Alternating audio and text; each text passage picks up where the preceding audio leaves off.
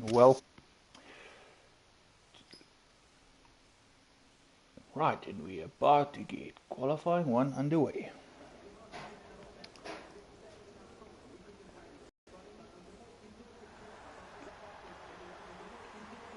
Gonna go out first. Of course, tonight it is actually quite a full grid compared to see how this goes.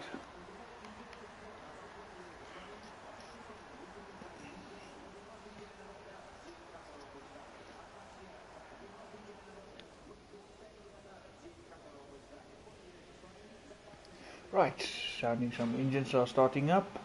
Looks like there's some activity there in the Merc garage.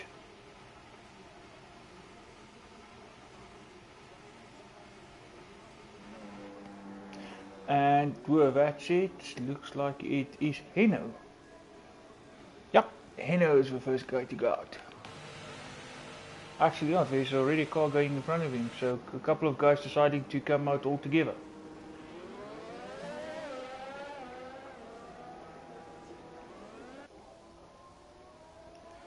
Out comes a Sauber, here goes a Merc of Heno.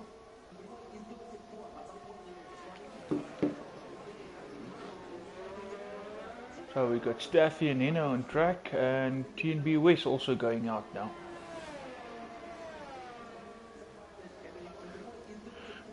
Of course, as usual, for those of you watching, please feel free to share, to post your comments and be part of a conversation. Always welcome to see all your comments, and of course, it's quite enjoyable having you guys being part of a conversation. Lots of build up for this race this week. Of course, lots of confidence coming from Gaff Peak.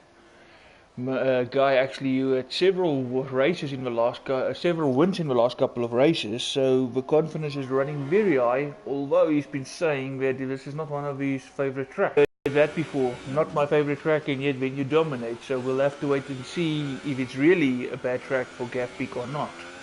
But of course, he is the favorite at the moment, so don't count him out to get some good points here either. But of course, as mentioned earlier, this is a much fuller grid compared to previous races here. So with the extra traffic comes also extra challenges. So yeah, we'll see how this race is going to unfold.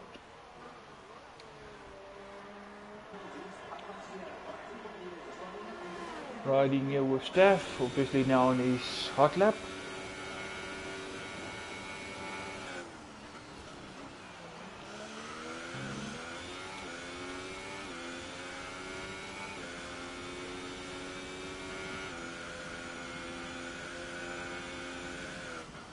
Already a yellow flag. No, that was just a brief yellow flag in sector 3.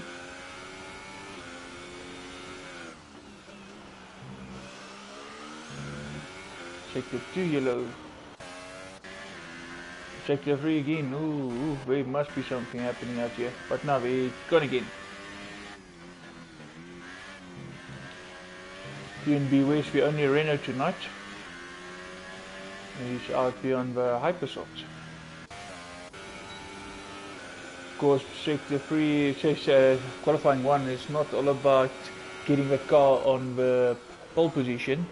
It's of course getting it through to the next couple of sessions safely, because going out now means qualifying is over. Of course, it's also just to get the feel for the track and find out where the grip is, etc.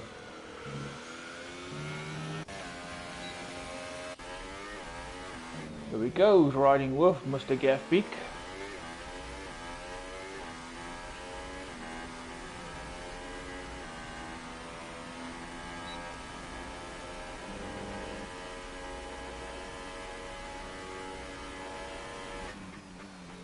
And Heno goes provisionally fastest with a 1 minute 35.003. Now there goes TnB West with a 1:34.599. And Ronald goes with fastest with a 1:33.3.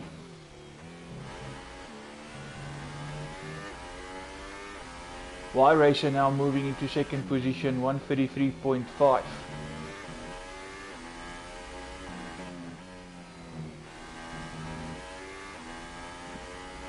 Always interesting to see what Gaff Peak does.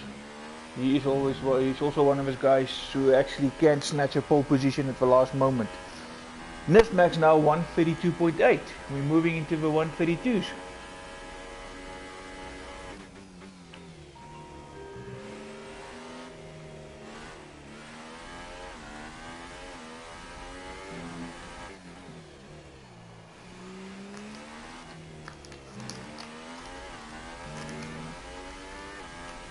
So Wolf now going second, with TnB DW in third.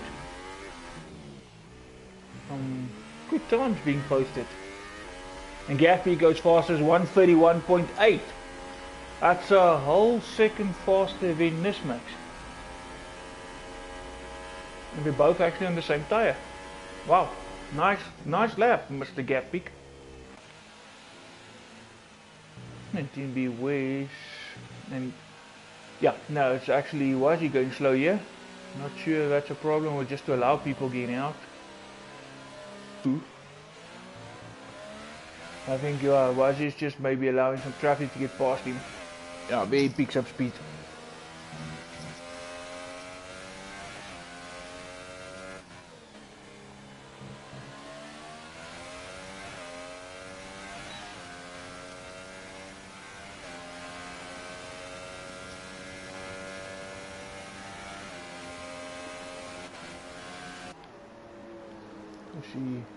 To see if anyone else out there. Oh no! Looks like that Haas was a handful there.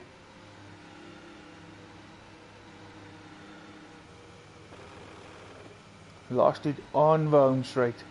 Oh, it's right in the racing line there. Ooh, this can be nasty.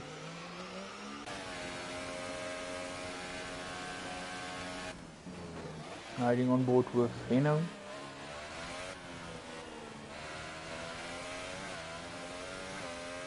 Of course, Gaffey now going into the pits. Obviously, he feels that major lap of him, that great one was actually enough to get him through to the next session. Don't expect him to go out again. Let's see if there's perhaps anything here from Heno, perhaps a improvement on his time. No, not this time round. Thank you for the update, Nismax, as always, appreciate that. No rain forecasted.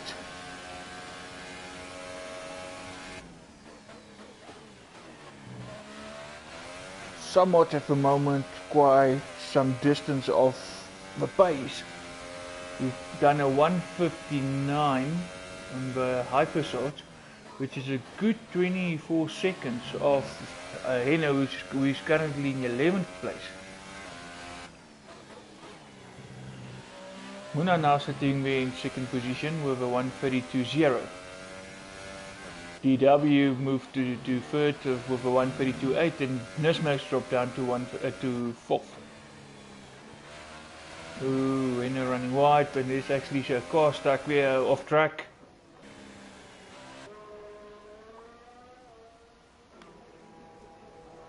TnB West coming out for another stint.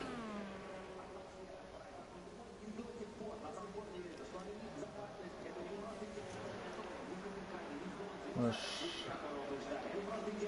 out with a Red Bull of Deathseeker. Currently there in 9th place.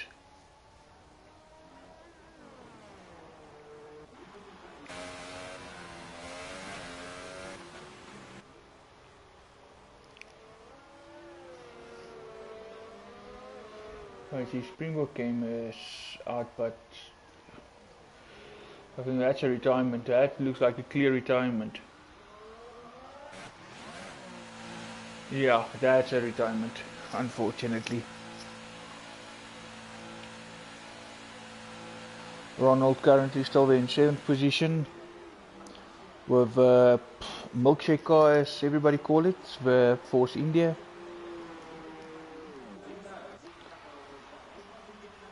And in comes the Merc as well. TnB Wazi, of course, in the other Merc, now currently in 5th place.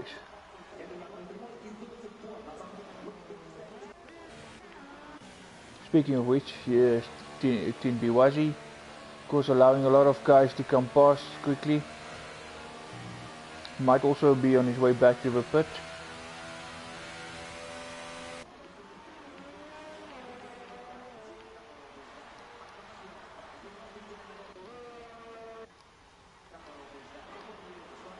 A lot of guys actually in the pits at the moment.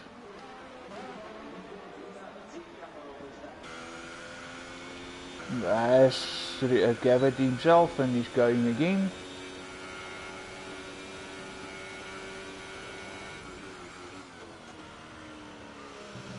Yeah, of course, for Haas is of course somewhat. That explains also that slow lap of 1:59, and of course he's the car that spun on the home straight just after that final corner. Of course now he put in a much better time of 1:35.9. Still a bit of pace, but much closer now compared to that 1:59. Looks like he might actually, no, he actually allowed a faster car through.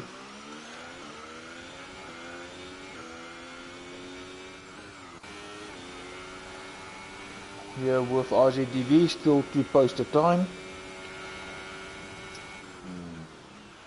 The Ladybug man in the Sauber.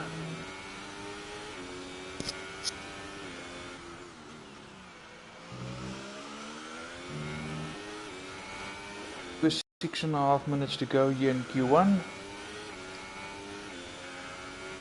Gavpeak still sitting there firmly in first. Of course, as mentioned, he's not going to come out. Initially was a second faster when he went fastest, but Muna came very close to him, 1:32.0, so quite closely posed now. Some distance between Muna and DW, but of course nobody's going to really contest it at this stage. So quite an interesting battle shaping up.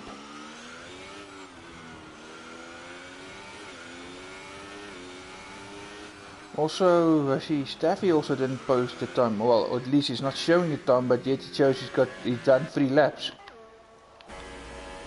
Hey, Codemasters, guys, please fix your game.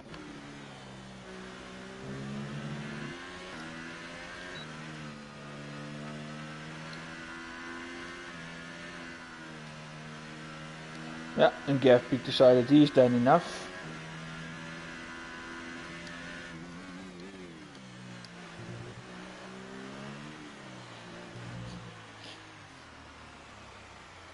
Why is... But that might be to allow traffic as well and to build up for that hard lap.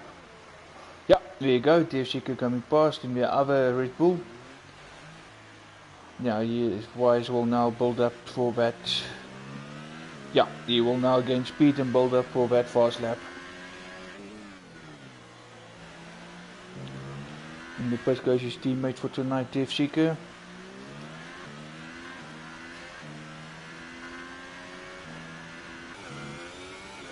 On board here with Staffy.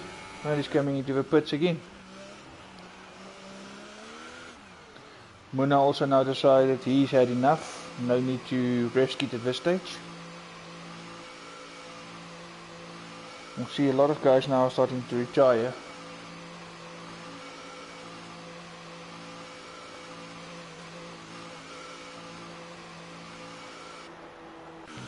Let's see what is happening to the ladybug man in the other Sauber. Yeah, he stays out. He's gonna come around.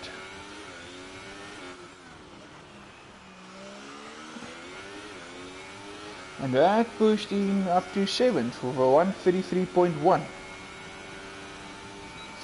Dave Seeker also decided enough is enough. Let's move on to the next session. 4 minutes left.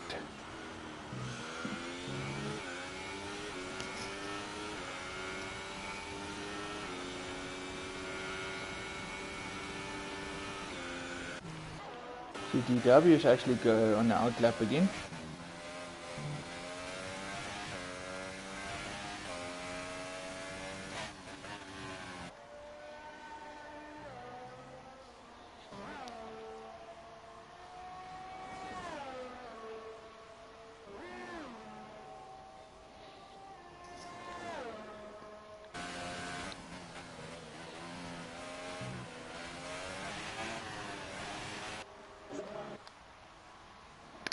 Keep an eye on wires coming in the second last corner.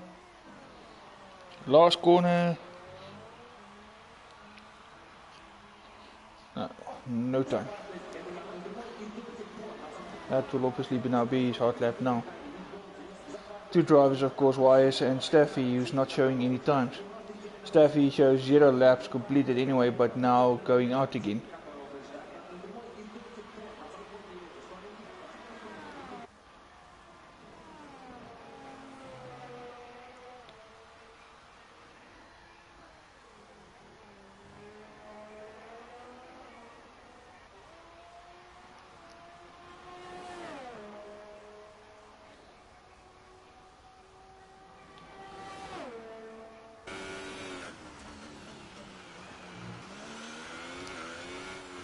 Of course, for those of you who've been watching, you would notice that, of course, Tier 2 drivers are present here, and some of the drivers that been Tier 1 is not here anymore. Of course, unfortunately, life does happen. Things come up, people have other commitments that come up. You know, what happens, happens. As it is for the last two races, of course, last week and tonight, the remaining drivers in Tier 1 and Tier 2 is racing together in one tier.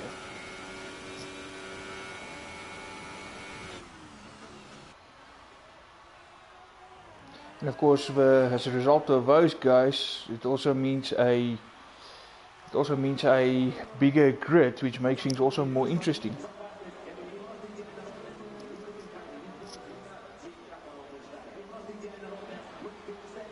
Wise now actually did post a time which moves him into 10th place. One person will be eliminated after this, because obviously only the top 15 goes through to qualifying 2. With that said, DW now decided enough's enough.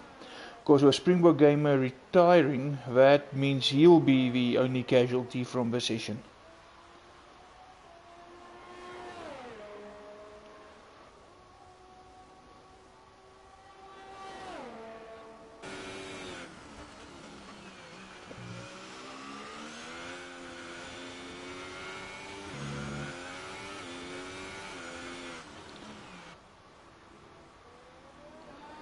Staff now in the last sequence of corners. Staying out this time, not coming to the pits. Nismax now decided enough is enough. See what Staffy can do. Staffy moves to 7th, 133.05. And his teammate actually is currently sitting in 3rd place with a 132. And Staffy also said, now enough's enough, he did his part, let's get to the next session going.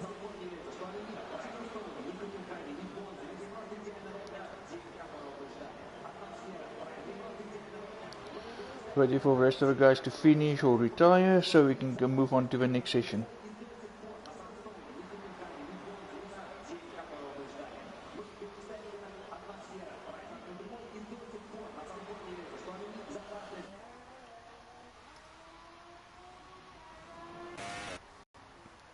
On board here with the milkshake car again. No. Ronald actually decides enough's enough, he's not going to go any further.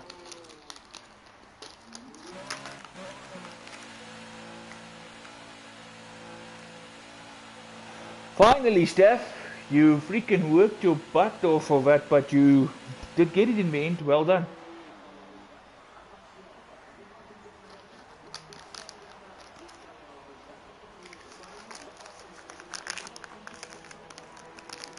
Just waiting for Ronald and the Wolf here, and who's also not coming into the pit.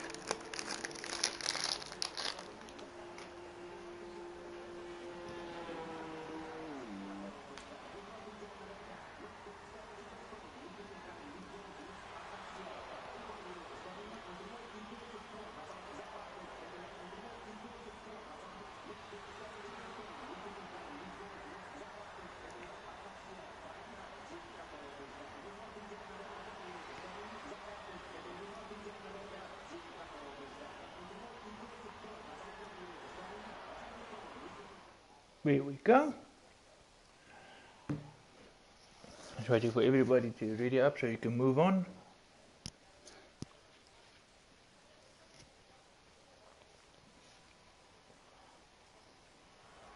And there's confirmation of the final standings for qualifying 1.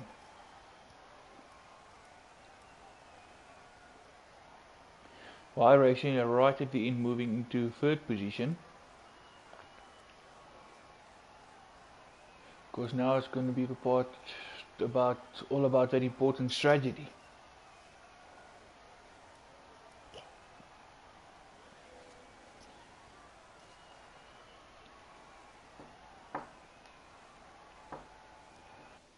Q2 is going to be a bit more interesting tonight, because of course 5 guys to fall out now.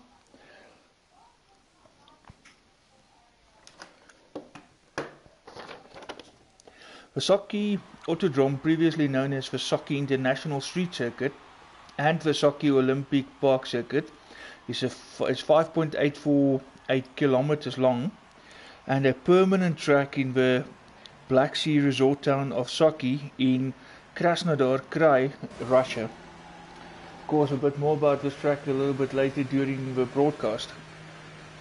As we say, that TnB West is blinking first this time. Of course, I see a McLaren in the background as well.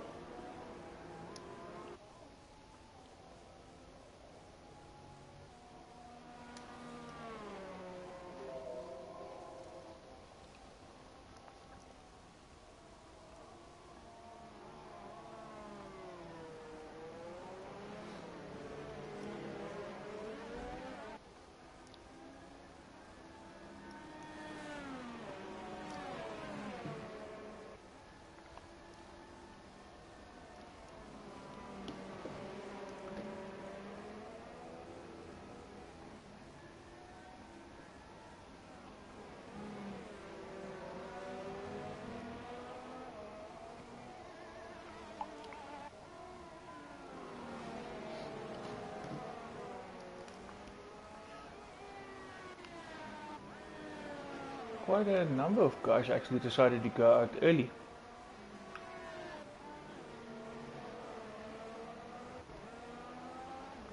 Some of the guys on the hypers, some of the guys actually went out on ultras.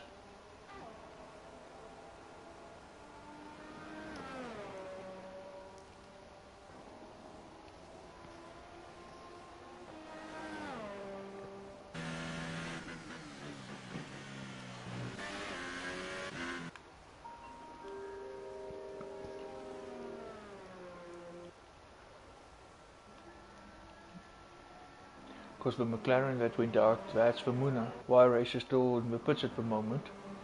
Guys quite close to each other. Going to be interesting, especially now pushing for some times here. See, TnB DW is also now on the outlap here.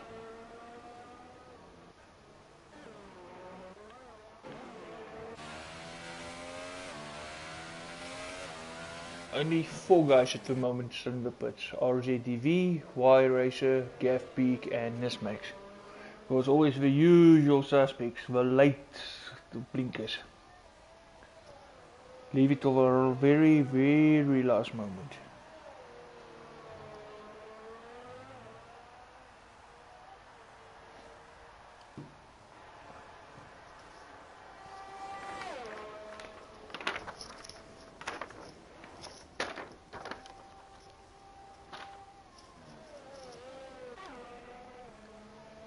See if Staffy can make it valid lap first time round this time.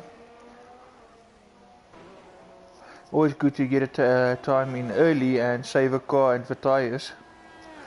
Especially in this session, because the tyres that you do your fastest lap on will ultimately be your start tyre.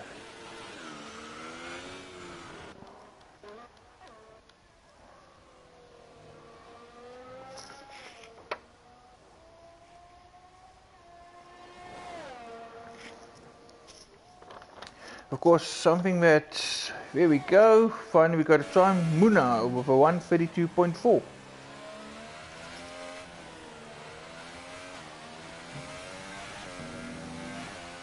Of course, one thing that Sochi have in common with some other places, of course referring to Beijing Olympic Green Circuit and the Sydney Olympic Park Circuit, Sochi is very similar to them in the fact that it runs around a former Olympic complex. TnB was now going into second position with Heno taking that third position 3 seconds off. Of course, just for Ronald to come by and actually still take that third place for now. Of course, still early days. Top positions will still swap around as we progress.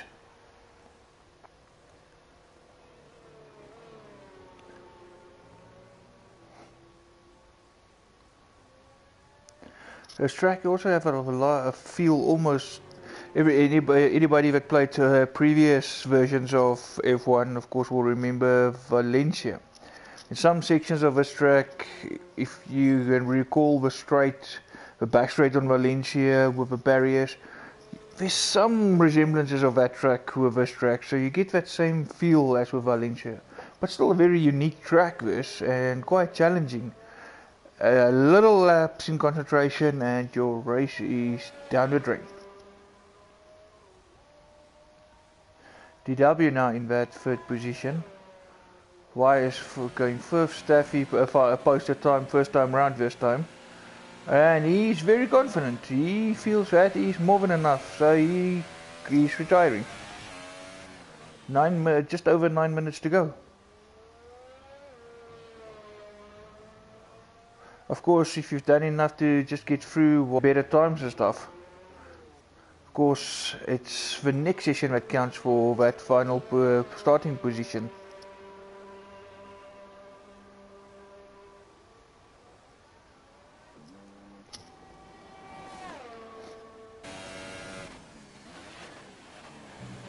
DW is still the only Renault on the grid.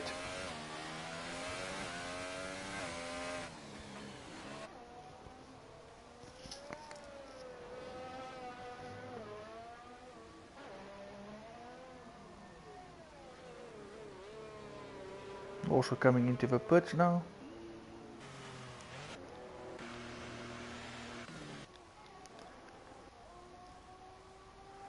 Nesmax and RZTV still in the pit. Gav pick out. Let's see what he do.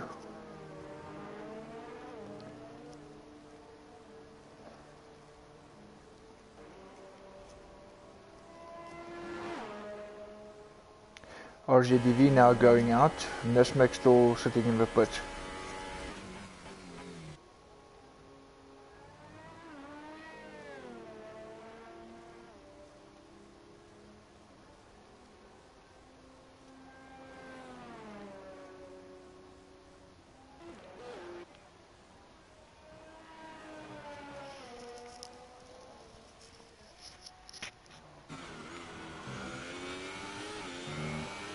See what the Ladybug Alpha can do here. Of course, still outlap, so we'll just keep an eye on him.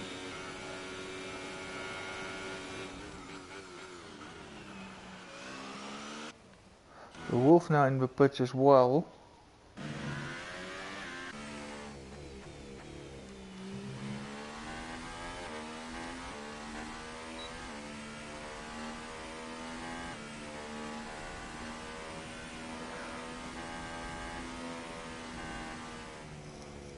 Okay, lifting up very early, and Ronald retired from the session. Obviously, he also feels that's enough. Very low 133, 133.0, so that should be fine. Not much between Ronald, Wise and Staffy if you look at those times here.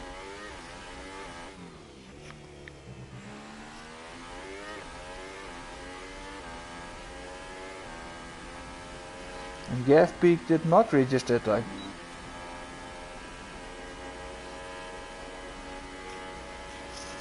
Probably invalidated lap again.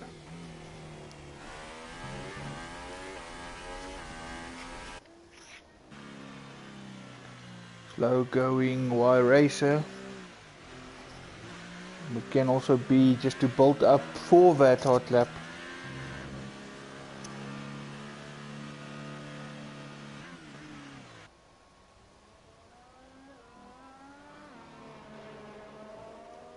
See, ooh, but McLaren looks a handful.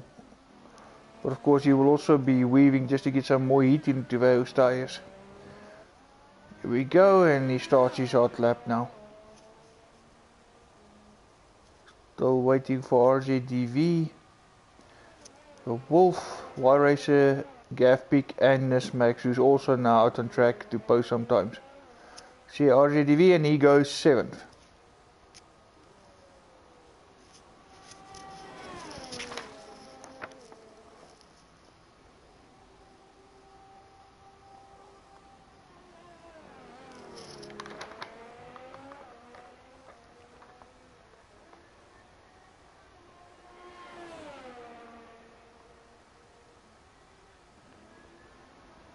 Here we go, Gavpeak finally posts a time and he goes fastest. He probably will also call it a day and move on to the next session.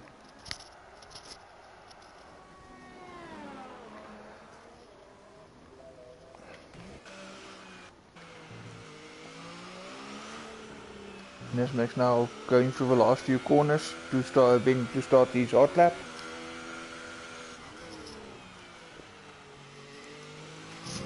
Of course, now he will floor it and go for it. Here we go.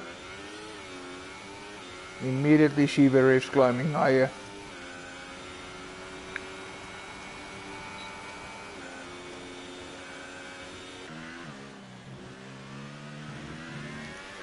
Have a look at Y-Racer coming to now complete the lap.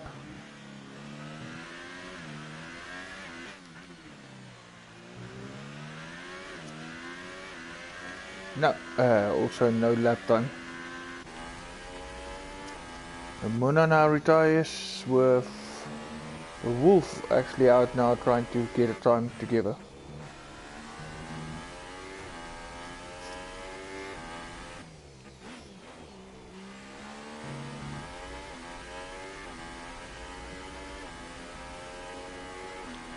Of course, just a reminder for those of you watching, please feel free to post some comments there and be part of the conversation.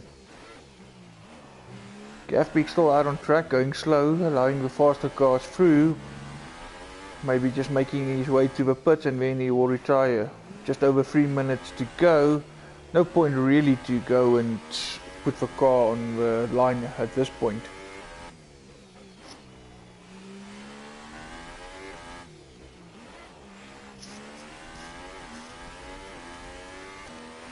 And the Wolf goes 8.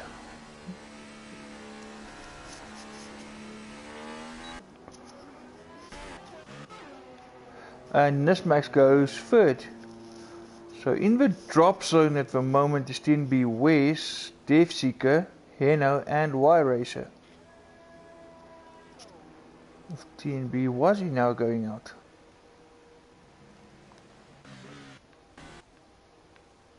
Actually no, so that was actually Heno. So for a moment it looks like it's actually from Wazi's garage.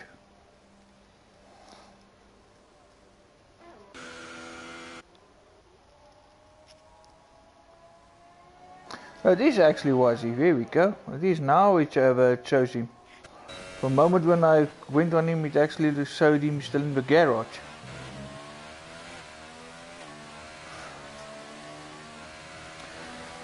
Springbok actually retired in session 1.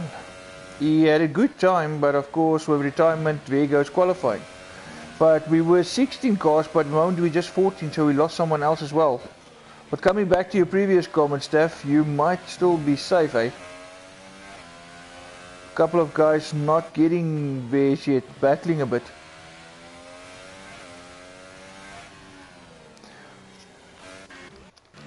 RZDV is actually right at the end and he's in the pits. 1 minute to go. He's definitely not going to have enough time to go out to start the fast lap, so he's definitely in the danger zone at the moment.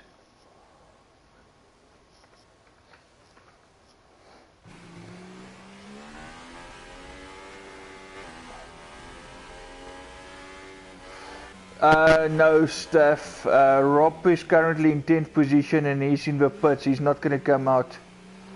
And the Wolf in 9th position is now also coming into the pits.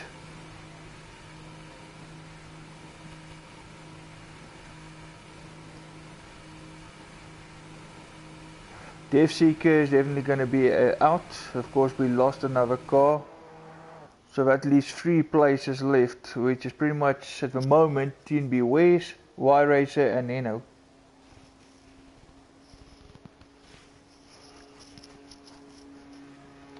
"20 seconds left.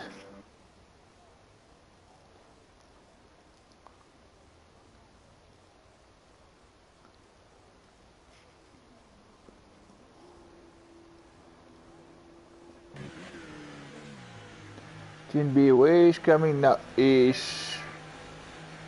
Yeah, he's actually too slow. He's not going to pick up space, so there's definitely no time from Wes. Wes is out. He's finished. So Wes also out. Y Race coming into the pits also out. The top 10 is pretty much secured. And a very good evening. Hello, hello. And how are we this evening? Still getting ready, so I don't have any visuals.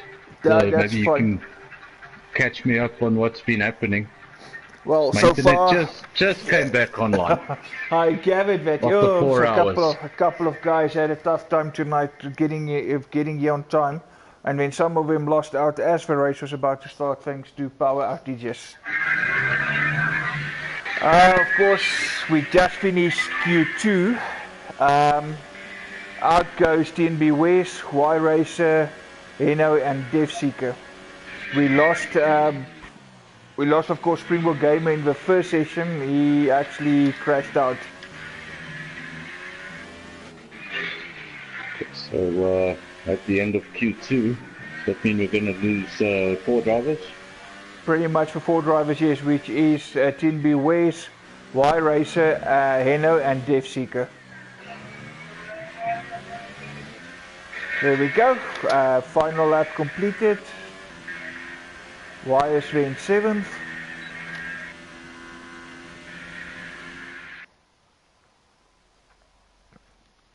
Right, just waiting for everybody to ready up so we can move on to Q3 now.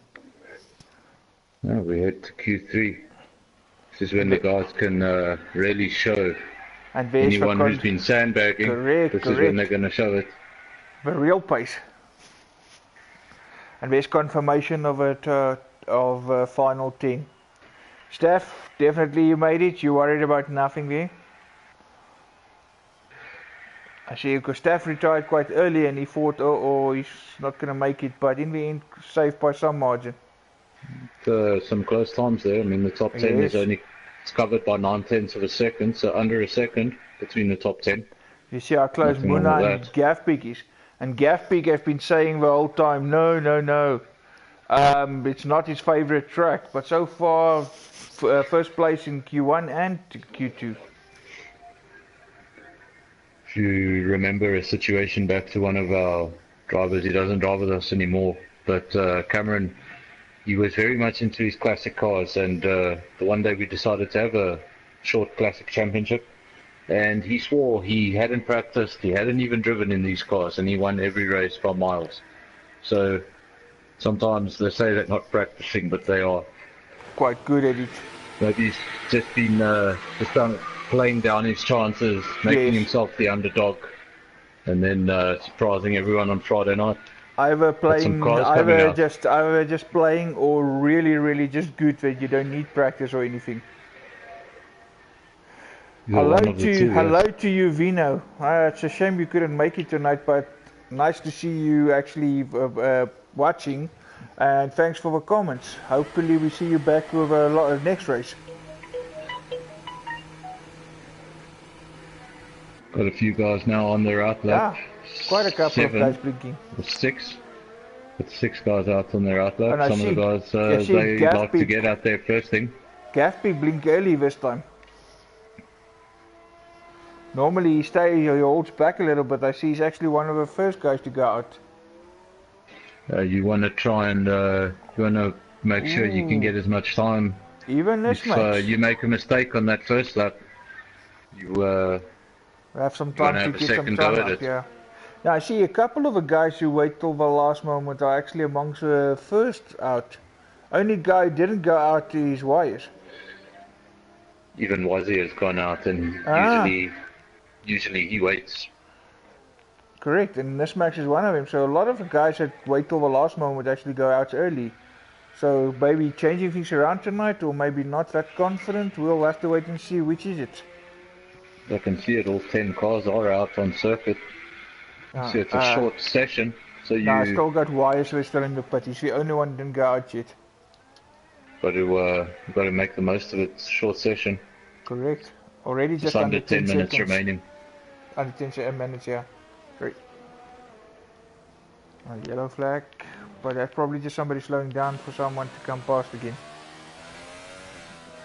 Because Wazzy likes to slow down, let people come past and build a gap so they have enough clean air to push that car.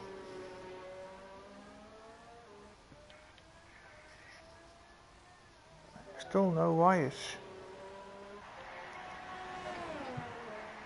I might be mistaken, but I think Gavin actually got out first. And follow him around the circuit for a while. Looks like he's got some clean air. Definitely.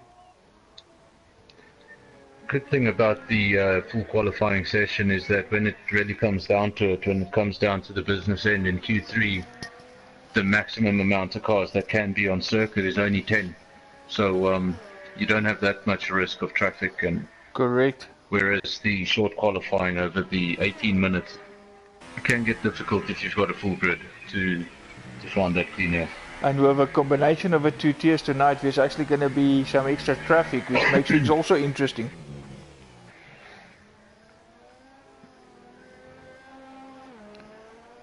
No, definitely. We've got the faster drivers, we've got some of the slower drivers, and it should spice things up. And Muna provisionally pole position 131.1, which is a good time. Low 131. And Ronald goes second 132.4, Staffy 133.0. And Rob now 132.0 in second position.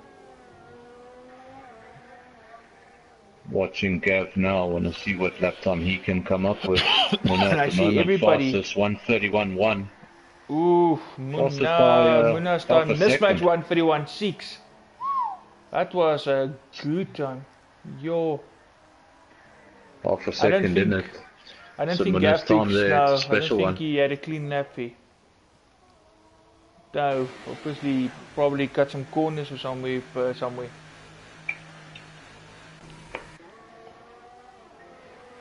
That was actually, if you look at second place, third place maybe, yeah, that was a powerful lap by Muna. It was a very good lap by Muna. I mean, that's a good lap time by Nizmax, a 131.6, but he's still half a second adrift. So, I think that's something special. And I have to see what Gavin can come up with. Will he abort the lap? Just under 7 minutes left. Pressure is now really on Gav-Peak. Really not a lot of time. I mean, his main championship rival is right up front with Muna. But of course, if Gav-Peak don't finish well tonight, that pushes the championship a bit further. Definitely, it'll be interesting to see once he can get some lap times down, and we can start to judge his pace. But that lap time by Muna for the time being, untouched, 131.1. Was he? Was there perhaps context? I see Staffy is complaining, but then again, Staffy is always complaining. Don't worry, Staff, we still like you. Every other day. Was he also needs to set a lap time? Yep. So a few of the fast guys have not put a lap time down just yet. And Wazzy goes, third for now. Third with a 131.7. Nothing in it between Nizmax and himself. Close. That 131.1 still. Yes, that's. I mean, still seems out of reach. Seems out of reach. Powerful lap by Muna, and it seems like that might be enough. RZDV 2000 in fourth is basically a second adrift from pole. So That's a blistering lap time. Let's see, Watching the waves now, he Gapik does still no come time. up. Sorry, that was Wolf. He does There we come out of go, the and pits as now. I say it, Gapik goes second with a 1:31.3. Wow, Nicely done. now that first and second place gaps are very close. That mean Muna will have another go at it? Probably. I think I'm More than sure enough Gav will time come left. in and have another go.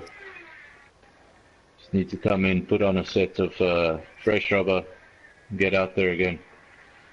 Still 4 minutes on the clock. Should be comfortable. Another stint.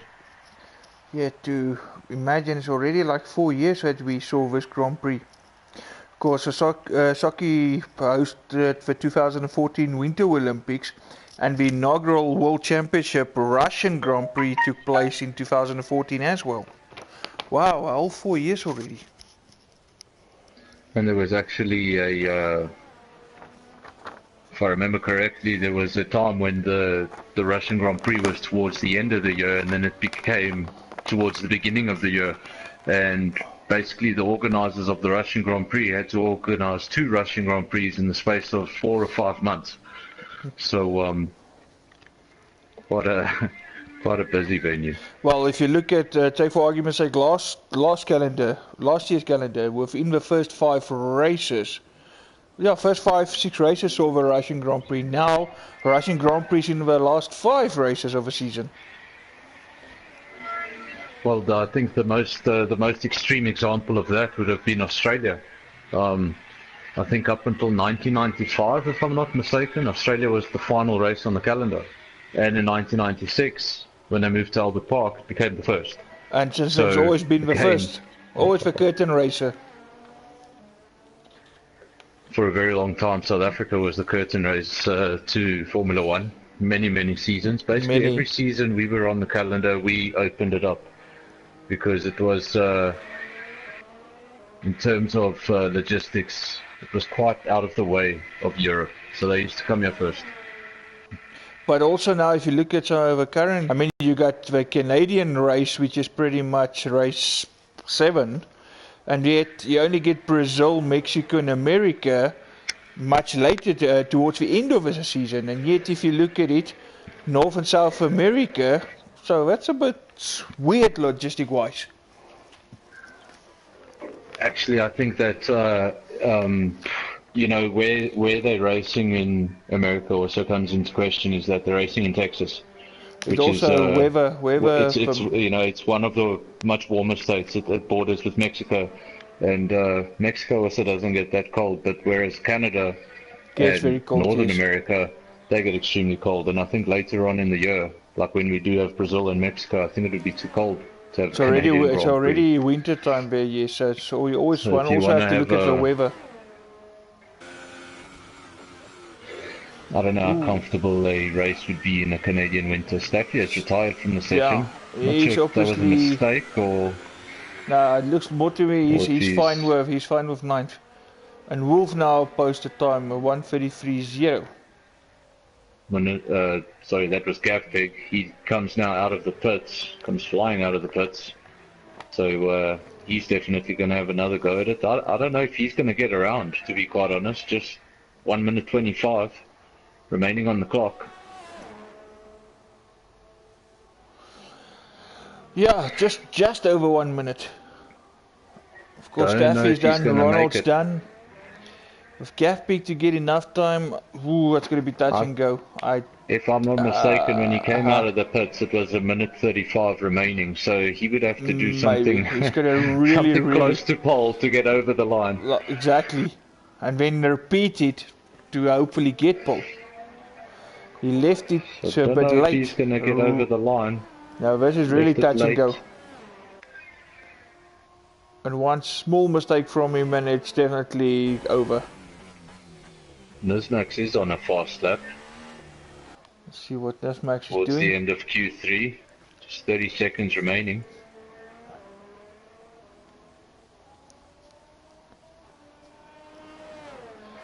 But Ladybug Alpha are sitting in 6th position at the moment. It's the Wazzy. in the Merc. Yeah, just ahead of Looking him. to Yeah. improve on that time. Currently fifth. Nothing in it between fourth and fifth. Oh no, Why that was he? no, Nesmax is not going to improve here, and he's not going to have enough time to. No, As Nesmax you comes into say, a that pit. was he actually lost it? He no retirement, but wing damage and hit the Nah, barrier. So pulls pushing into the really pits, was really abandons the pushing lap. hard. When you give it your all in Q3, that's when mistakes can really slip in. Correct. So just having a look at what action is still on track. Waze is out on a lap, currently in Sector 1. Well, just started Sector 2. Gaffbeck And did make it. Oh no, did make it over Nesmax the line. invalid lap. That's why he bailed out of that one. And Y is now retired.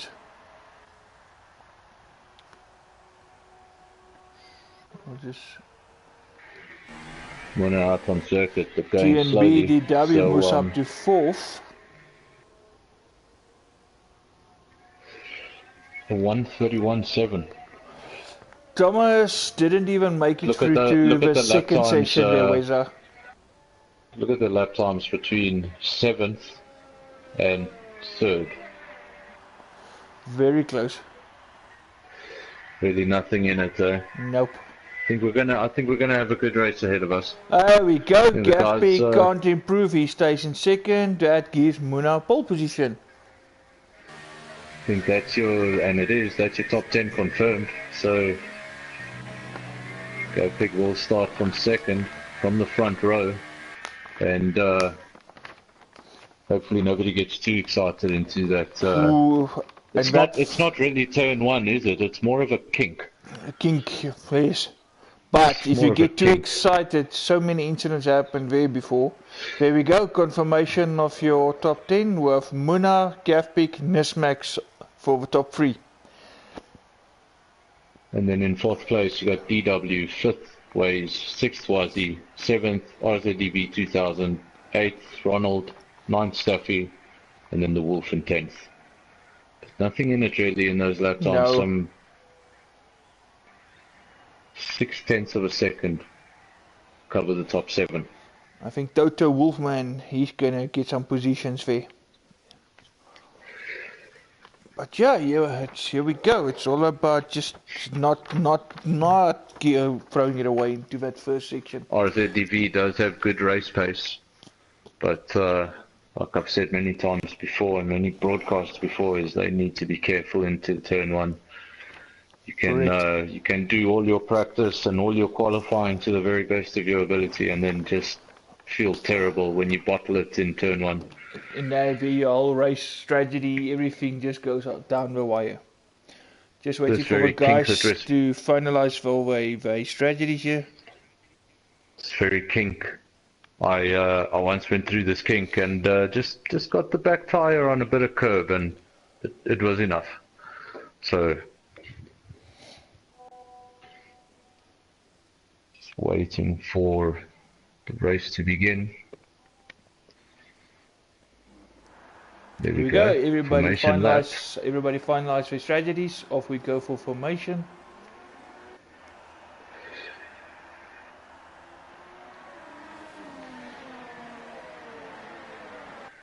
Obviously, guys have different ways of going around on their formation lap. Yes. I see a lot of the guys, they get quite complicated. They break and they weave, and I just drive as straight as possible. Because I've tried to weave once or twice and it ended badly. So the moment you make contact with something or someone, that's in any way your formation lap over. Tires are cold, your brakes are cold, you're weaving up and down, and if you make one mistake, barrier's not that far away. So we've got 16 drivers to start this race. Yes, we've got a nice handy grid tonight. Because right at the back will be Thomas and Springbok Gamer. You said that Springbok Gamer retired from Q3? Q1. bad luck. He'll have to start from 15th, but we know he can make his way through the Yes. field. We've seen it before. And play long strategy, keep it clean. And of course, other guys, there's always possibility of people tripping over one another, and that's how you make up your places.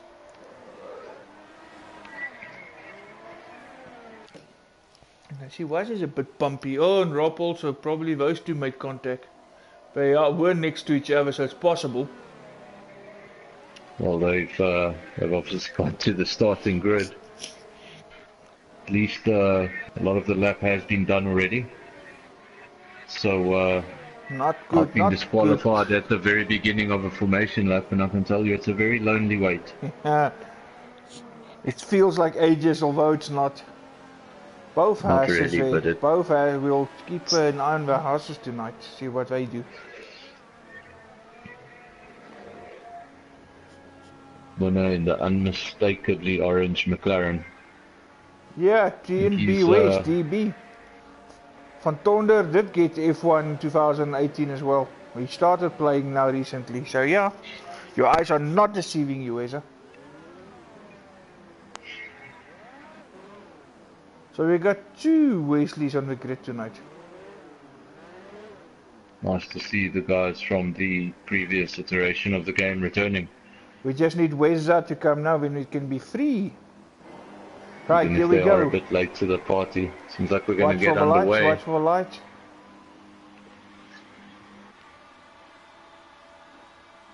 Go, go, go! And Muna gets a clear getaway. DW has got a solid start, challenging Nismax already. Muna is defending his line on the inside, gapping right on Muna. For Ferrari, oh, there's some damage, there's some contacts. Muna running a bit wide, so does Gafpeak. And so does Definitely Nismax. some DW carbon makes up fiber. position. There's definitely some body pieces on the track there. Don't know if it's severe. Oh, We've got a Force looks India like it jumping is. around a little bit. We've got the Got a Mercedes Force India. the Mercedes of Henno is right at the back. Oh, I think looks like Ronald, yeah, Ronald is now at the back. Also, yeah, no, it's definitely some wing damage on that Force India. Oh, but his car's Some more lagging. pieces flying off that. Some more pieces flying off that Force India while he was driving in a straight line. So, I think something. I think I've had this familiar scenario before. And the Renault of TnB West with also some significant front wing damage. No, but I also saw some Missing, guys mentioning that that Force India, that the internet connection is not stable tonight. It's very lagging, and I just saw it as well. I had a race in Tier 2 that for the entirety of the race I wasn't sure of his position in the race because he was constantly in any position between 1st and 7th, and it turned out that he won the race. See, gapping And I now was with a commentating fastest wrong the whole lap. time. He managed to actually get past Muna and is now pulling away from Muna. And DW is now actually gonna challenge Muna. DW looking very Lining racy. up. I think he just backed out of it on at the last moment. Muna closed the door, but definitely thinking about it. And we know that in the next lap DRS will be activated, Correct. and then that's when this sort of gap can really be to your advantage. You can get past when you're this close. Top 5 staying Nismax. quite close. Well, sorry, the top 4 actually staying quite close with one another at the moment. Nismax also going to have a look now at DW. I don't think it's going to be long till that Red Bull catches these top 4. Ooh, Nismax looking right on the back of that Williams now. Trying. Ooh, Now they go DW side holding by his line. side. Ooh, nice racing, gentlemen. Giving each other Very nicely just done. enough space. But the two of them are now look like they're falling back from the front too. Of course, Nismax would want What to happens get when there you right just to the start to front. go? You just need to go side by side once or twice, and you'll be surprised how much time you lose. For Nismax to still have a chance on this, he need to get past both DW and It's his Gap Peak fastest in the lap of the front. race. 1:37.5. And that gap together now 1.1 seconds. So Ooh, if it RZDV stays having like a that, look he's on gonna be Wyers. RZDV going, Wyers going to be inside, and Wyers will actually reclaim the position. But RZDV is not going to give it up. Stays over that Red Bull. lining him up again. And look at Whoa, that, he's lost it. no, oh, Wyers and now he's into a barrier's front wing damage. Oh no, he's out of a race. No, oh no, no, no. That's your first retirement. Just, maybe it was the pressure. Having Lost that it. proximity arrow on red for a little bit too long. Yes. He actually And just, lost the back end, went into the barriers, just front wing damage, but because of a contact he spun out into the race line and he got collected by another car.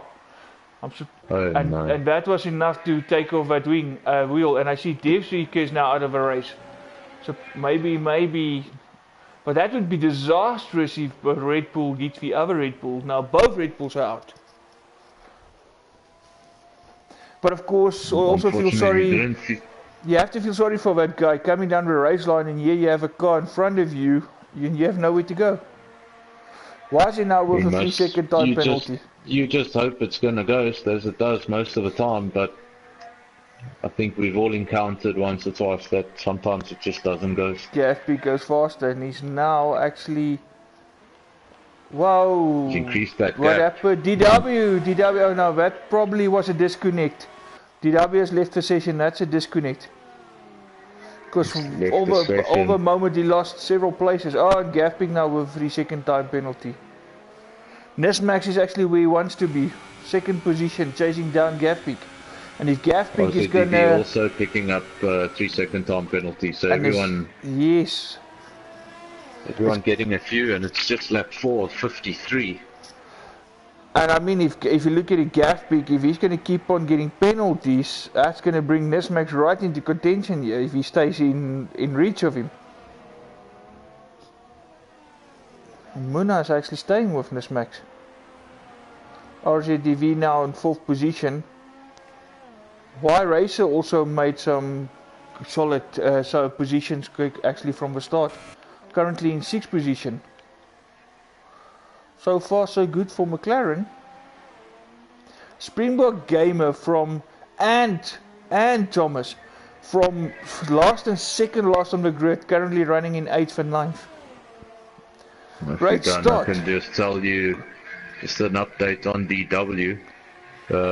Y Racer has now he's joined, but Y Racer got past him 2 or 3 corners ago, so he's now in 6th place.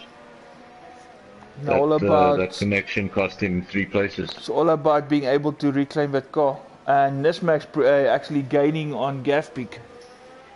1:37.4. So Gafpik will feel the pressure, and of course, the more pressure, the more chances of penalties.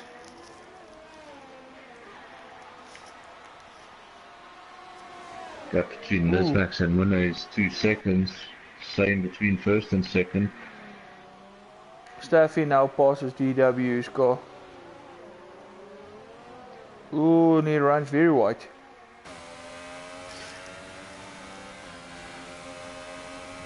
And we've got absolutely nothing to worry about on the weather front or anything like that you know of. It's just that actually Nismax has taken some more time out of Gafpik. Staffy with a 3-second time penalty.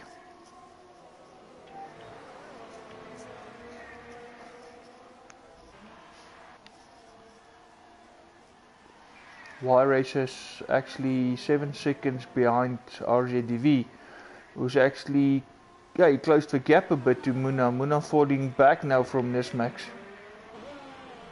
Well, yes, definitely falling slightly back from Nismax, and Nismax is closing that gap to Gafpik. Closed it by 3/10 of a second in the last lap. Yeah, not by much, but he's definitely closing. Bit by bit.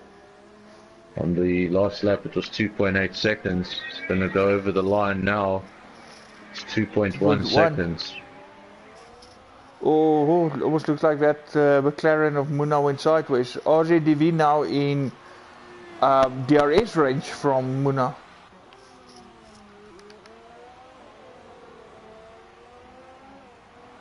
No, too far back, too far. Not gonna happen this time round.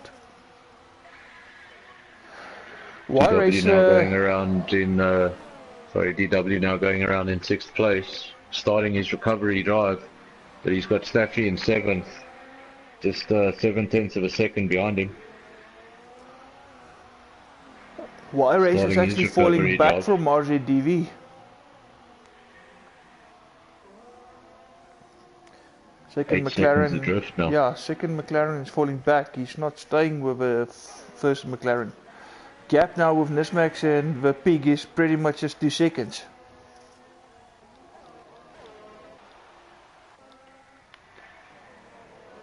Let's have a look, just having a look at the tyre choices, and I see that Wazzy and the Wolf, they decided to start on softs. I also Obviously saw going was very long into this race. Yes. Of course, trying to do something different to make up later. And then there's a good 50-50 mix of guys on ultras and hypers.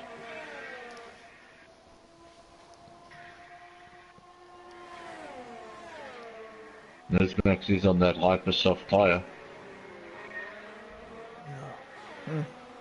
So that should be the first tyre to drop away. Correct. So he needs to make up as much time as he can now and maybe get track position over Gavin before those tyres drop off. But he's So also known also to make his tyres last. So, and from previous races, even on the harder tyre, Gav Peak seems to be hard on his tyres. So we'll have to wait to see how this one unfolds. Mona now just under 5 seconds adrift from Nismax, so... And RZDV staying in range with him. Gonna have a look at his car to see... I don't see any damage. Just seems to be losing time. I think Nismax got past on those hypersofts and disappeared. I think he was trapped on those hypersofts and couldn't show the speed. We actually got Hena now closing in on Thomas as well. Battle for that 10th position. For the 9th Doing a position, fantastic job, guys that started at the back of the grid. But it looks like the Merc is going to be the faster car, yeah. Don't think the Haas has got too much in it.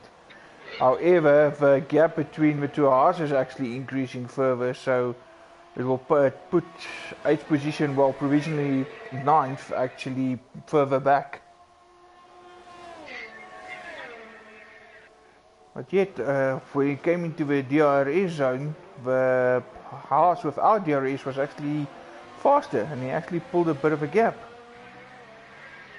Not a scenario you see very often. A Haas maintaining its position ahead of a Merc, while the Merc struggles behind it. Of course, for Haas being Ferrari powered. I wouldn't lie. That would be fantastic. If the Haas and the Alpha could realistically be as fast as the Ferrari, and all the teams were closer, that would be fantastic. Some interesting racing.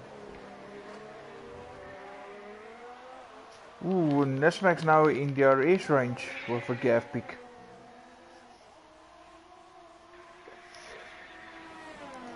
And Muna falling further back, so the two in front is pretty much comfortable.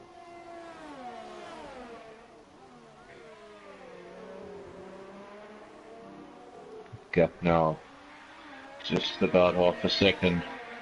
Drops now under half a second, 3/10 of a second. Ooh, it's going to be interesting coming down the home straight. TnB West now also with a time penalty. On those hypersofts, got 7 laps now on that rubber. Don't know how much more he's going to get out of them. Here we go. Probably wants to make the move. Zone. DRS will open, and let's see what happens here on the last part of the straight. Gaffy diving to the inside to defend his line. Nesmax with a better drive, cutting in on the inside, going side by side. It's going to be about the exit. Oh no, Gaffy got it back in the second part of that. But of course, Some nice Nesmax will not driving give again. up. Quality driving. We've seen some great side-by-side action already, and it's only lap 9. Ooh, RZTV with another penalty. A lot of penalties. And another one. Look at that. Ooh, boy. So obviously a difficult track for the track limits. Guys battling.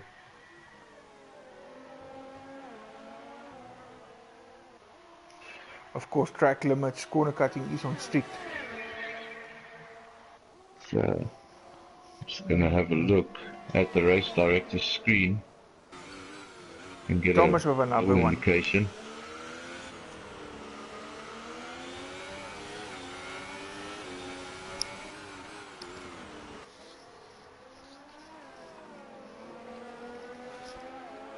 Leaders are really going at it. Coming around for final few corners again onto the home straight DRS zone. Oh, and Gaffy takes another time penalty, and if things were to end as it is now, that will give Nesmax the win. Nesmax ever closer to him, right on the verge. Gaffy weaving a bit. Nesmax this time on the inside, with DRS wide open, going in, and he takes him. Coming into the corner. Past him. Nesmax has got it, but Gaffy got a bit of a better drive out there.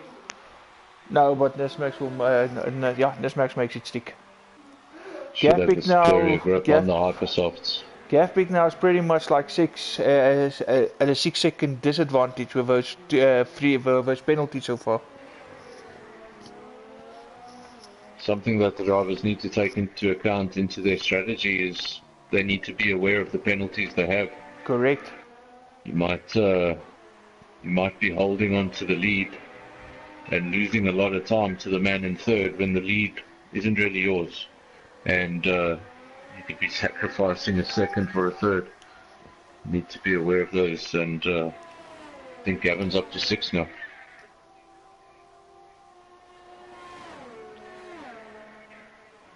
Muna now, it's a stable, if I can call it that, 8 seconds behind the two race leaders.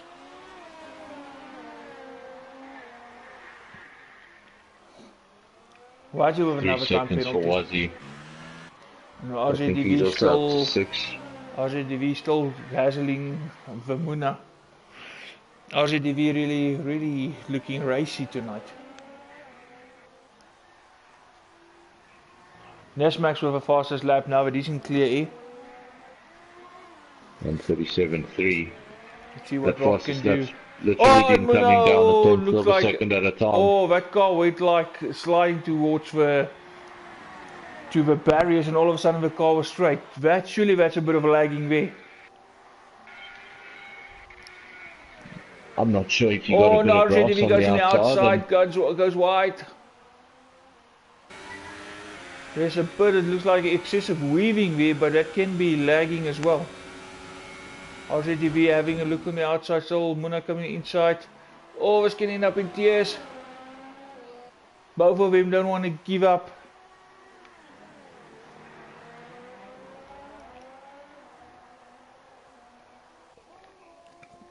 Now looks like Muna's internet. Again. Muna's internet is not working well. There's definitely a lag there. Oh, lagging the barrier. Oh, all over the place. That's lagging. Oh, now it looks like contact between him and Rob. It doesn't look so pretty. Definitely some lagging internet issues there. But it seems Rob might have taken the position now. Rob has taken the position. I'm actually not seeing the lag on my screen. I haven't really seen Muna jump around. No, he's been jumping definitely. Not sure why. Side by side again.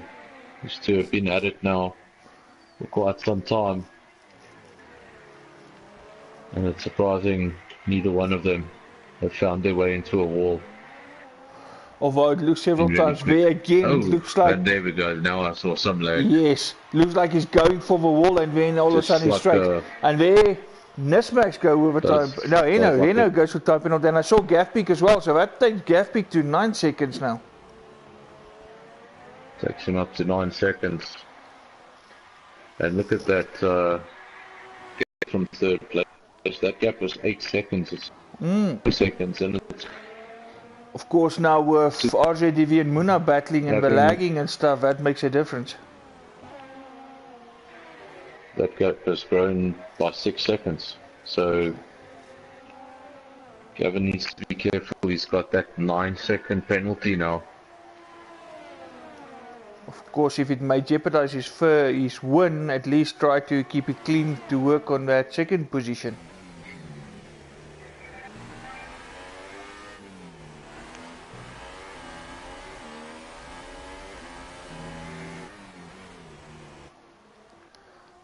RZDV trying hard to get Muna away from him, but Muna now takes the position again. Oh, running, it's difficult to say if he runs wide or not with all the lagging. And Rob now goes back into third place. These two really battling for that final podium spot.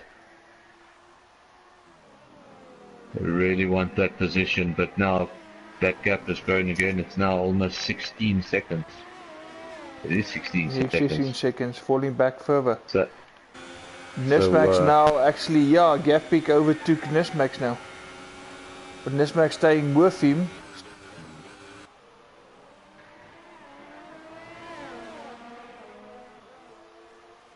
now these two are at it for the Muna collects a 3-second time penalty. Ooh. Seems everyone is struggling. Only one so far that I haven't seen with time penalties was Nismax. Doing a good job then. And I must say I'm also not sure DW. about, I'm not, yeah, I was going to say, I'm not sure about DW. I haven't seen his name pop up.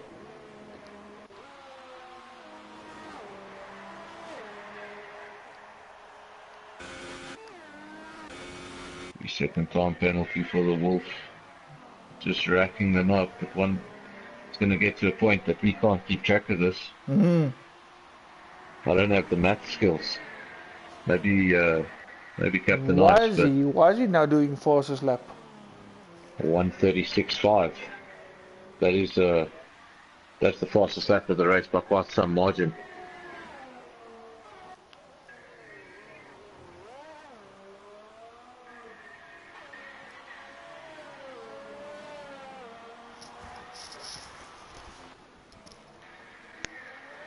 Waste for another 3-second time penalty.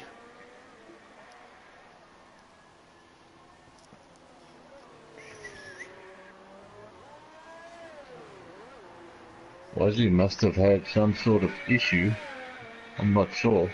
No, He because he's started the on race on ultras. softs, and he's gone into the pits and he's come out on ultras. Unless he decided So- those tires are not working for him and he wants to push and make up some time somewhere. Either that or he sustained some damage. But He of course had to throw now, away that strategy. Of course now the fresh ultras are that explains the fastest lap as well. Nismax falling away from Gaffbeek now. Gap is now 1 second. And RJDV also took some time out of Nismax, so that 16-second gap is now only 14 seconds. Oh, in lap 14, maybe those hypers now Really starting to yes. reach their expiry date. And And that now explains making also, use of those ultras. that will also explain why the peak actually took him again. Ronald, a 3-second time penalty. Hey, he's gonna fly thick and fast tonight. Gonna be interesting to see those final results Yes. and the penalties. And then again, I think Winner's up to 9. And if you look, it's almost a second a lap. If you lose track of those penalties, you could get a nasty surprise. on the final timings. You think you've won the race, but could be quite far behind. So maybe the winner of this race is going to be the guy with the least amount of penalties. Definitely. I see Nesmac actually gained some time again now on Gafbeek again. Closed the gap to half a second. And opened it up to RZDV. 16 to 14, now back to 17. He's still at it. With this rate, actually, just under... yeah, with this rate, the two of them will soon have a pit stop in their credit. TW 5.5 seconds off Vemuna. Springbok Gamer is sitting in 6th at the moment. So none of the drivers in the top 6 have stopped. It'll get interesting when they begin to stop. I think the guys on Hypers will obviously go in first. In the top 6, that will only be Nizmax and Springbok Gamer.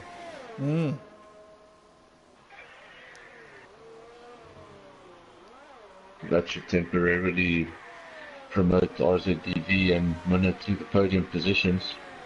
But then obviously they will have to Real put a little battle bit is later down the road. definitely the front. It's to resume battle. Of course, these two, second between the two of them.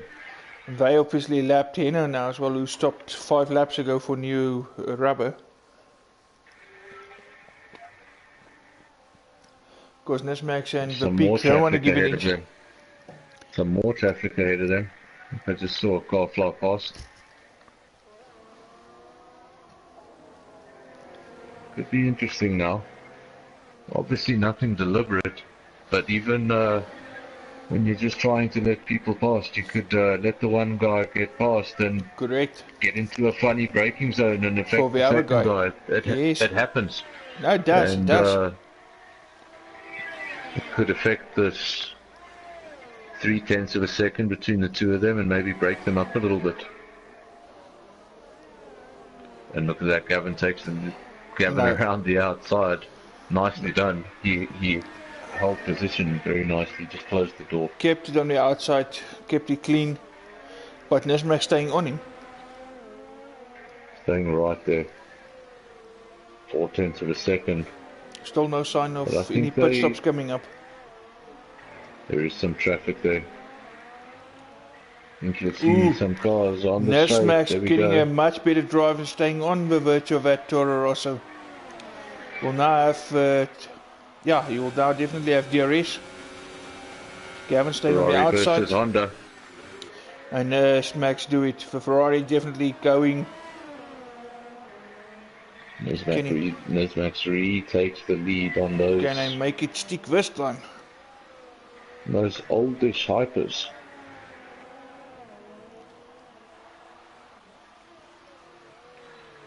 I didn't do any testing on this track, so I don't have any tyre data.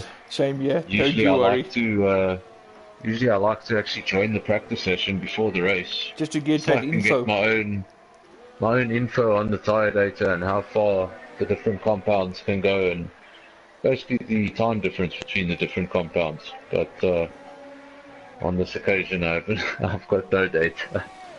So we'll just see how far we can really push it. The only man on the track on the yellow tyre is Ronald. Obviously, Wazzy also started on that tyre, but it shows only 4 laps on it, so he pitted for it. Couldn't possibly finish the race now. Regardless who's in front, being it the Peak, being it Nesmac, the one is battling to get away from the other one when in front. And Gafbeek is coming into the pit, and he's actually, and and a 5-second stop go penalty. Ooh, not going well for Gafbeek with the penalties. Following him into the pits, he's picked up that 5-second penalty. So I'm sure he'll serve it right now. No, that will be with the next stop. It'll be on the next pit stop. So provisionally he's already like at 14-second penalties. He's chosen to go into the Hypersoft. I expect Obviously, Nismax he's now then. going to have a dart. I expect Nismax to be in soon. See, No, that means that Gavin actually pitted before Nismax on yes, Ultras and he was on the versus. harder tires. So technically speaking, he should have put it after him.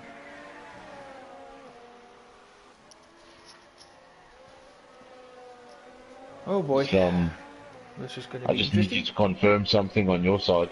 Is Mm-hmm. Gavin on Ultras or Hypers? It's showing ultra hypers on my side. Because on my side it says Ultras on the screen, but I see pink tires on the one side of the car. No, Actually, they're actually, here we flashing go. between pink and purple.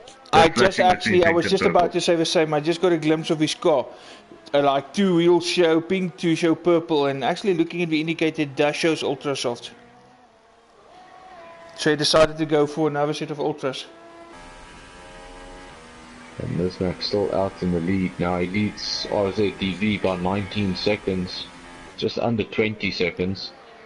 And he's still on that initial set of Hypersofts. He's done 18 laps of it.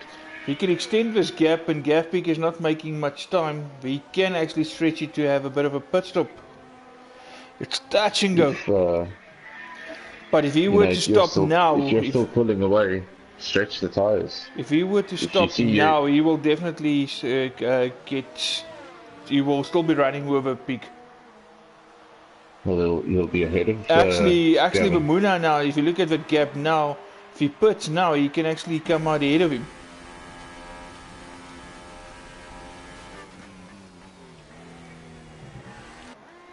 And it might be worth considering because I mean already 2 laps by the pig on his new tires, and some of the guys seems like they're going faster than Nismax at the moment.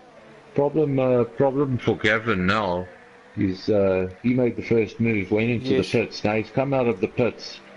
Now this is the time he really needs to push and do the best laps that he can. And he's got traffic. Well, actually not traffic. Come up it's actually racing for position. He's got DW, and then after DW, not too far in front, he's got Munna. Oh, and we lost Wolf just retired from the session. Get our third DNF of the session. And we're only now on lap Gavin 19. will be losing time behind these two. They're on older tires, 17 laps and 18 laps respectively. So he's definitely going to be losing time. He's not getting all he can out of those ultras. While Nismax is in clean air.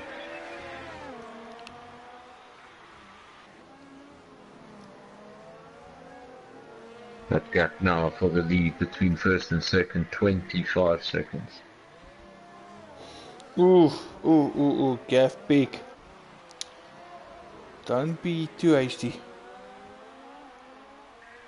Sure, now he's pretty anxious to get past. Definitely, almost too anxious. He's aware of the situation. I think he's aware of the situation. Here we go now. Nice defensive driving by DW, keeping it on the inside.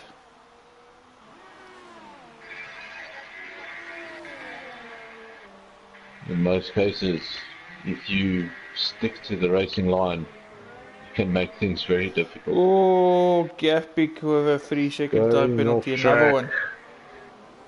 Ran wide, went off track, got a 3-second time penalty. I think he's up to 12.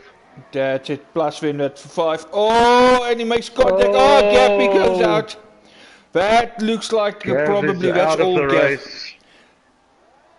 DW managed DW keep it in there. He's going to have to put. It looks like that was Gafpeak. Gafpeak coming in too hot. Was waiting actually for a wheel to bounce off of DW's car as well. That was quite a. I almost thought DW's also out. Quite a hard collision. Surprise, surprise that Williams is still in there. Yeah, some significant front wing damage, but he's still in there. That duct tape that the Williams is held together by really doing a good job. Definitely. No, it's I actually expected both of them to retire there. But that Williams came off better. But But so Gavin obviously just in getting a in extremely a hasty matter was in a matter of a lap or so, both Toro Rossos went out. Here comes that TW means now to the pit. very, very bad day for the Austrian energy drink company. And actually Lost now both Red here, Bulls and both Toro Rossos. yes, correct. Nicely spotted, Vijay man. As I wanted to say, under all of We've that, lost we all actually Red Bull missed. entries. We actually missed Nismax making his pit stop, coming out still 2.8 seconds ahead of Muna. And he's now We an have ultra soft, so he's using a different compound. So all of a sudden, everything starting to look much better for Nismax. VW now emerges from the pits. Want to get over that line and get up to speed. And looks Why like is he he's going to come fastest out lap? in seventh place. Come out on a set of softs. I think he's on a set But of softs. yeah, from my Screen side, says softs, the car's got purples. from what it looked like, that was Gavin really going too hard.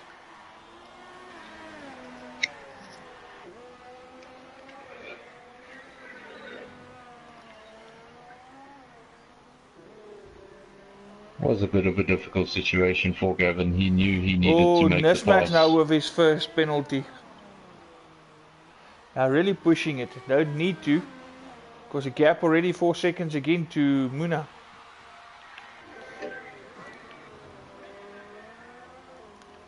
Twelve runners remaining.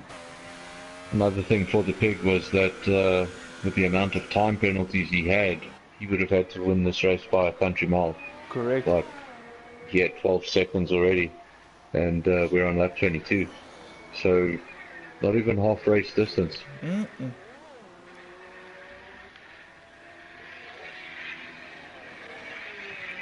think we could still see some of these guys rack up the penalties into the 20 seconds. I don't think it's far off.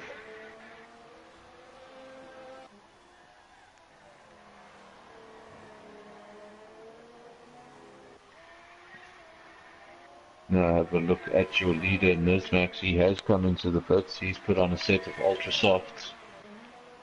Done one lap with him so far, and he leads Muna by 5 seconds. Muna also on a set of ultra softs, but Nismax's ultra softs are 1 lap old versus Muna's ultra softs, which are 21 laps old. So I'm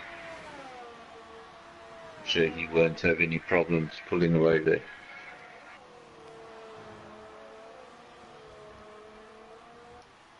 For the second time tonight, DW to do a recovery drive.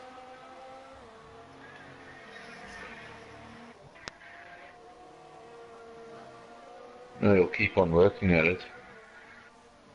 I think he's the last guy to rage quit.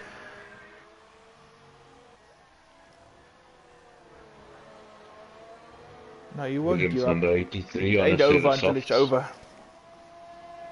I think he's, I know he's one of those drivers that's very good on the tyres. I'm just wondering if how far he expects to take these softs. Canberra should be a one-stop. I doubt it.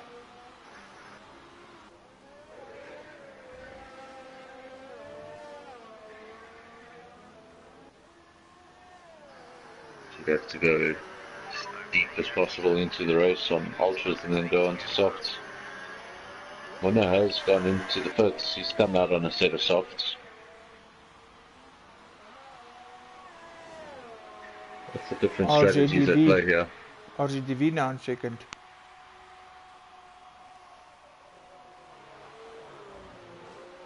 In all of this mix-up, the McLarens have actually swapped positions. Wyrace are now in third.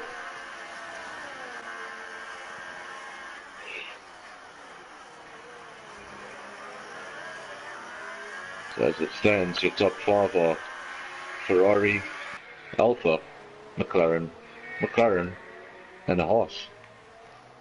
Springbok game is still running very solid.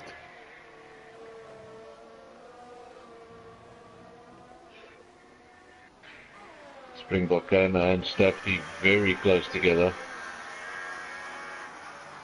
Actually in the second Alpha, in 7th place. Or 6th place. Both Alphas within the top 6.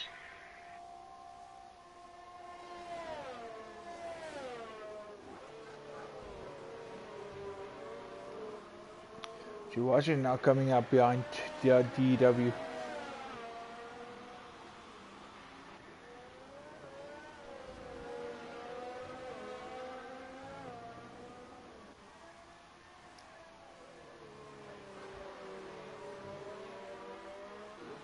Was he not also not having one of his best appearances? He's been in the midfield for most of the race. He has found his way up to 8th. He was out of the points at one stage. Still got a very long way to go. Saw what happened with Gavin earlier. It can be over very quickly. It's one mistake. That's all it takes.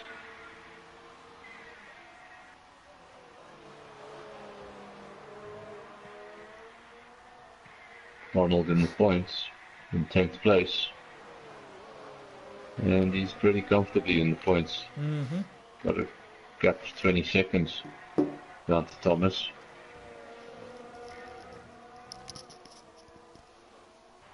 Miss Max still leads the race by 17 seconds.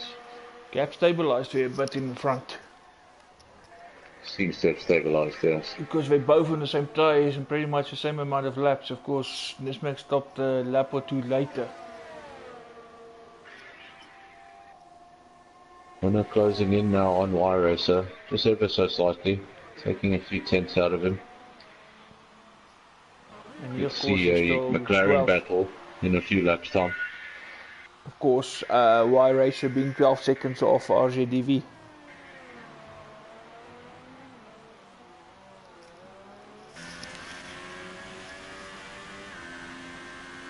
Your top 3 are split by 29 seconds. Ooh, Y Racer now with a time penalty.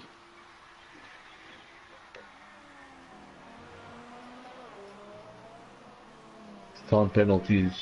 I think when we get to that timing screen, a lot of people are going to finish in positions they did not expect. Yes. Oh, and Wisey goes with another one. Now. There's absolutely no way I'm even going to try and keep track of this. No, I also gave up. Don't you worry. I think next time we come to Russia, I'll actually prepare for it, and I'll have a paper with everyone's name, and I'll just make ticks for every time I see it. Henna now with a 3 second time penalty. Yo. I think you should have just done the commentary, and I should have just sat here and counted. I see Muna now it's a job in itself. Muna got soft, and DW also soft, having to stop again, trying now to actually see through to the end. No wonder why she's actually so close with DW. Why she now will have DRS as well. Softer tyre, of course, and he's trying to look on the inside, then can we come outside? Oh, nicely done, gentlemen. Giving enough each other. Oh, why is he going the inside and the push? Oh, he made it stick. Why is he now up to 7th? Was he up to 7th? And if you go just up the road, 5th and 6th, the 2 Ferrari powered cars. As I say that, Staffy just Staffy's actually having a look. Those two were even closer together just a lap ago. Staffy just running wide in the one corner there. Nismax is not getting away from Rob. That gap stabilized at 17 seconds now. And it's been like that for a while now. 2 or 3 laps now. And we got a yellow flag. So RZDV showing he's got pace. So maintaining the gap to Nismax.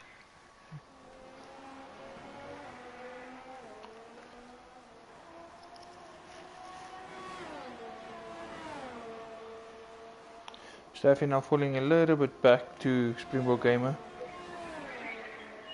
And yet another time penalty.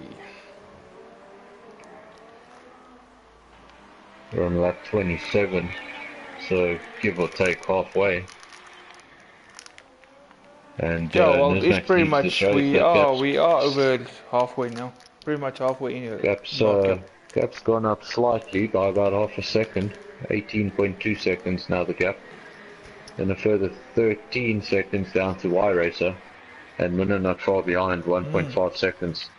So just keep our eyes on the gap. I think we're going to see a McLaren battle. And not too far to go for that. Maybe even sooner than what we think.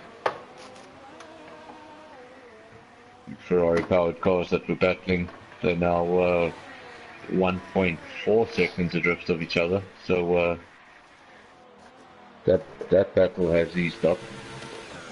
Up the road to the McLarens.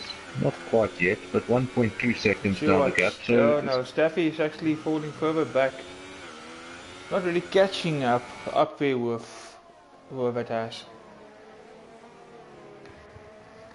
very, very close, a few laps to go, so not sure why he's dropping back. He is on a set of hypers and they're 12 laps old. He was for a moment being the DRS. Now he's just falling back. Now Munna has come into DRS with Y Racer, just half a second in between the two of them. McLarens are right there with each other. Now going on to the straight, we're going to see a DRS zone. Could be interesting, really close together going into the final corner onto the straight, and look at that, there's nothing in it. No, teammates right on each other there. Gonna get DRS as he comes out of this kink in front of us. We're now having a look. Coming on inside now. Not quite yet. Things The better of sides it. against it.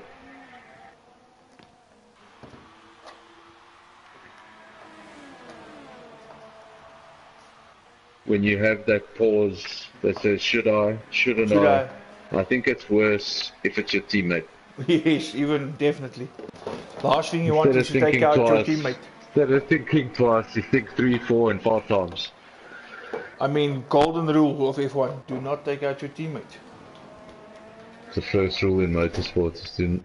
Actually, the first rule in motorsport is beat your teammate. The second rule is don't take him out.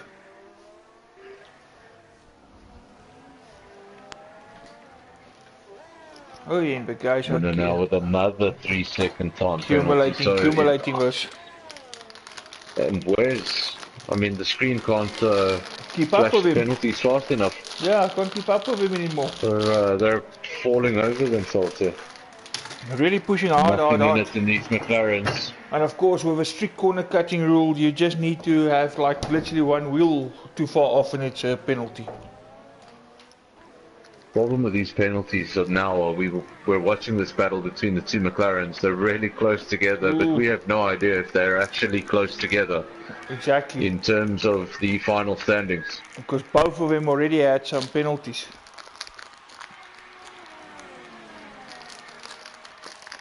Unfortunately, we don't have access to Sky Sports type of technology. So,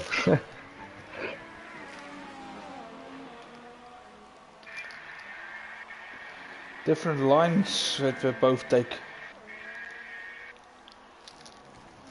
Okay, Nesmax actually now opened the gap to Rob. A few moments ago it was 17, it's now actually just under 21.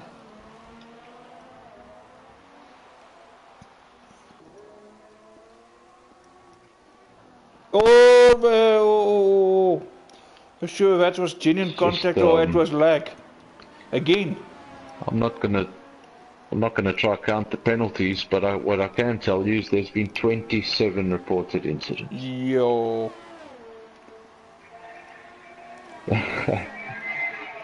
Nesmax goes fastest. Going fastest now, Nesmax. 136.3. Munna now going on the outside.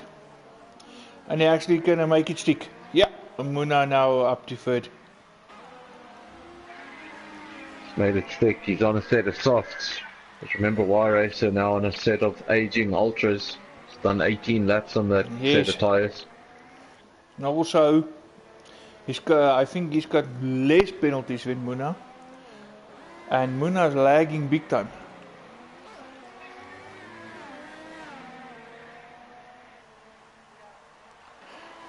Tetrika has now left the session. Got tired of watching. You took the words right out of my mouth, eh?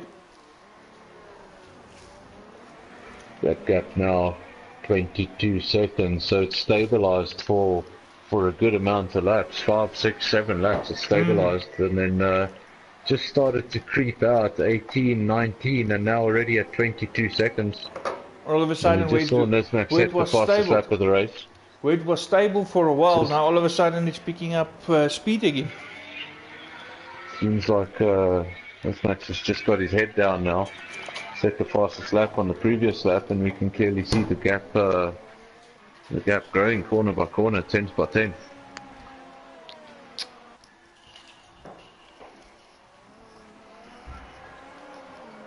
Why Racer? Why Racer not giving up? One has already opened that gap to iRacer beyond the DRS zone, yes. For 1.1, so seems to be getting away quite quickly. A fresh set of softs. Yay, hello Yvette!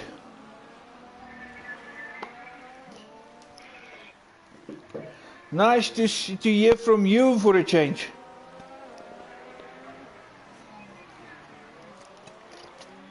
And don't worry Yvette, his big rival is out. There's no piggy.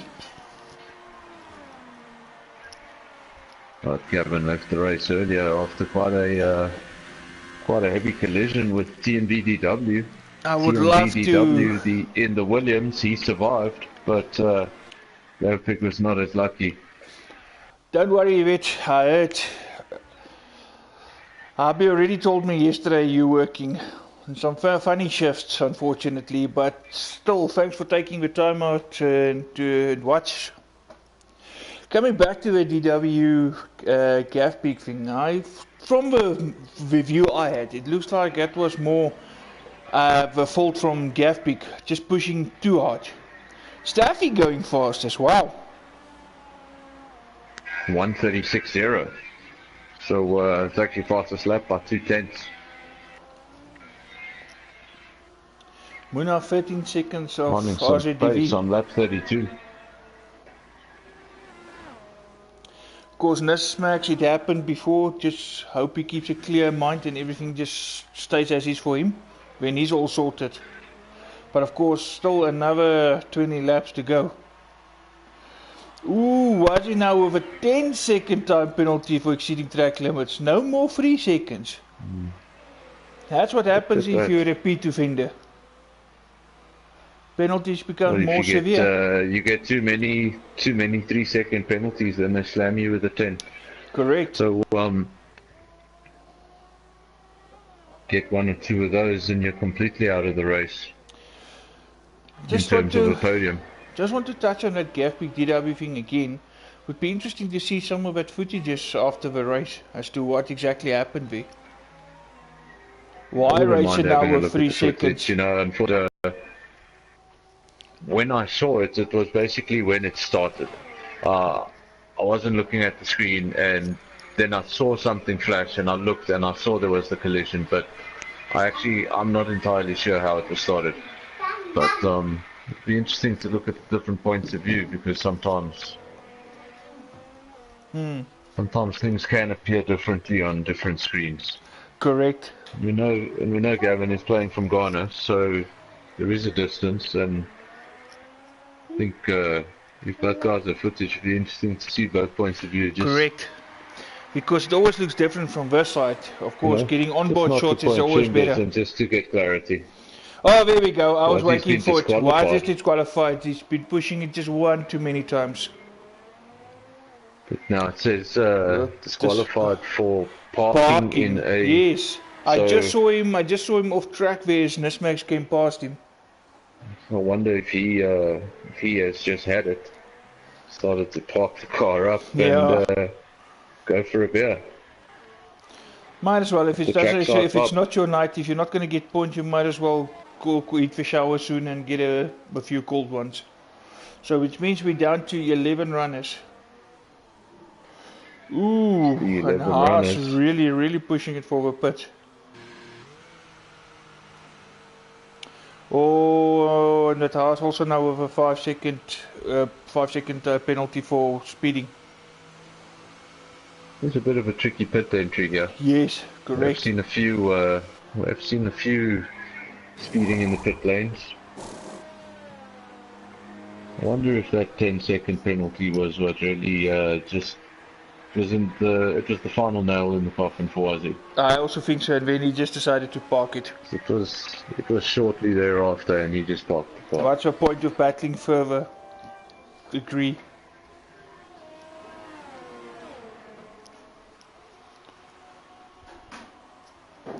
We know the drivers have those. They have the energy drink in the Oh, overall. thank you, Suck it up. Gabby. Gav sent me his point of view as well, so we'll have a look at it now, just to see what's going on there. Because yeah, well, that was so tight.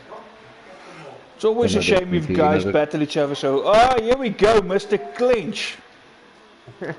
Hello. Hello.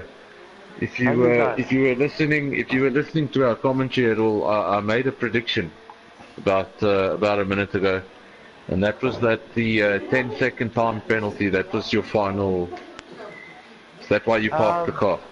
No, the 10-second time penalty was me doing donuts at the last corner, and then I fucking turn one, and I did some donuts there.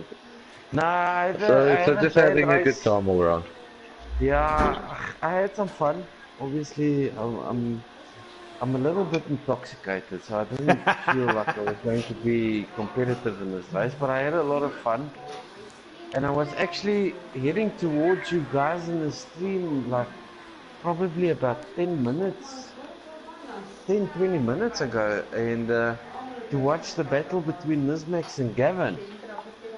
Then Actually, when Gavin made a little bit of a disaster with him and DW, and I thought to myself, DW is just in front of me. I've got a little bit of tire left, and let's just try get him. And I had a lucky little battle there. Hey, yeah, you and DW left the session. Is that another disconnect? Oh dear, it looks like the lobby totally...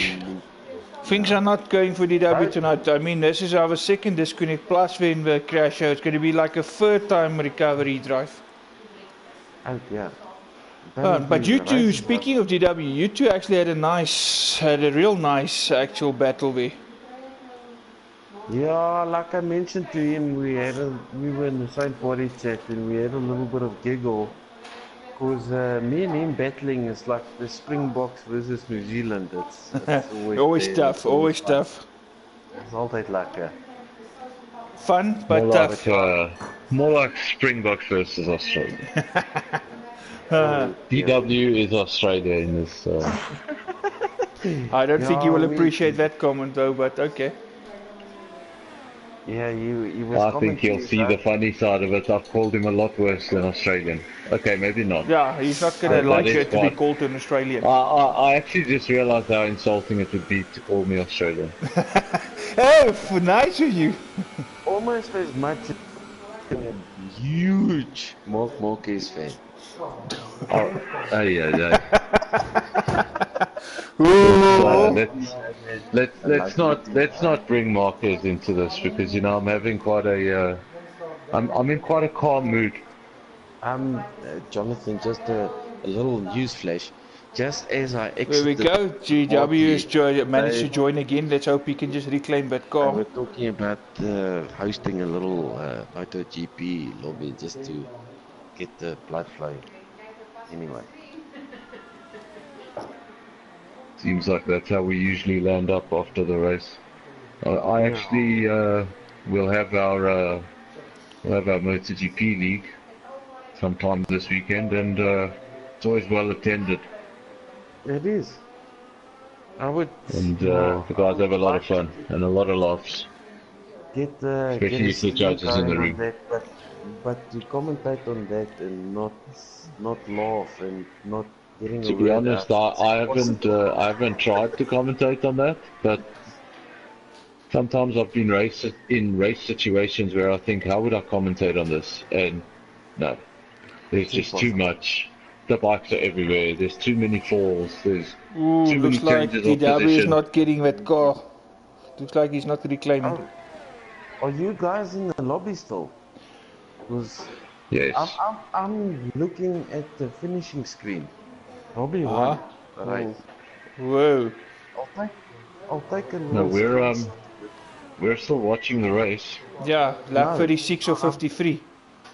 I've got the podium finishes, spraying champagne and all But the... you left the session, was he? When DW got disconnected, you left the session. So I think you need to That's rejoin the Oh, lobby and go into Thomas! spectator. Thomas goes with another penalty. I think he's also up to 15 or 18. We probably might be seeing 10 seconds there also coming.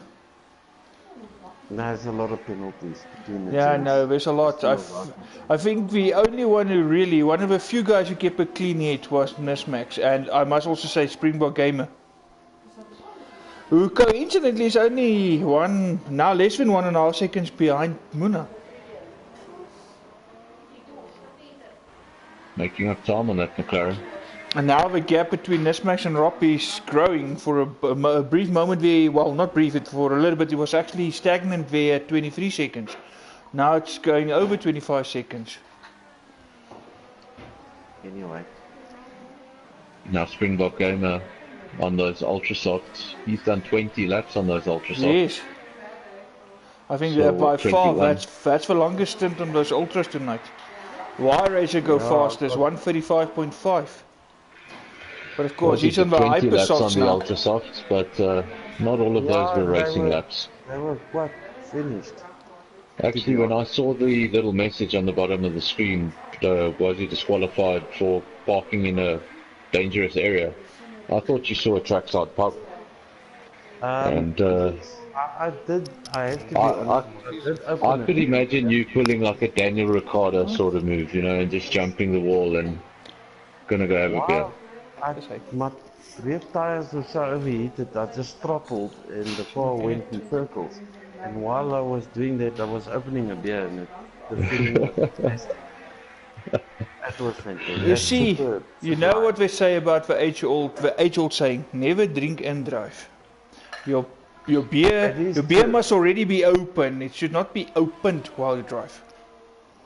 That's what they say, and that's what they say. And I've been racing in another league, and I've been battling for the first 6 or 7 rounds. I haven't gotten a point, and I've been practicing and putting a lot of time into it. And yesterday I didn't practice. I didn't do anything. I had a beer in front of me, and every time I got that short straight on Austria, I'd take a big sip, and I got my first points. So maybe there's maybe there's something about that madness. That little tweet just motivated you, and that's fantastic. I love to see it. Love to see it. Nismax now opening up that gap to just under 27 seconds. Yeah, he's The man is on a mission tonight. And Muna's still hanging in there. That will be his first proper points this season. Let's hope he keeps it there. Tom Selleck. Yeah, Tom Selleck, yeah. Magnum PI wannabe. Man in third place. He's man in third place. I'm not sure if he's honouring Nigel Mansell, but it's more like a Tom Selleck wannabe. Impressive one on him. So it's actually quite a interesting podium provisionally. You got to say Nigel had an impressive moustache. No, but we must say it's actually so far provisional podium.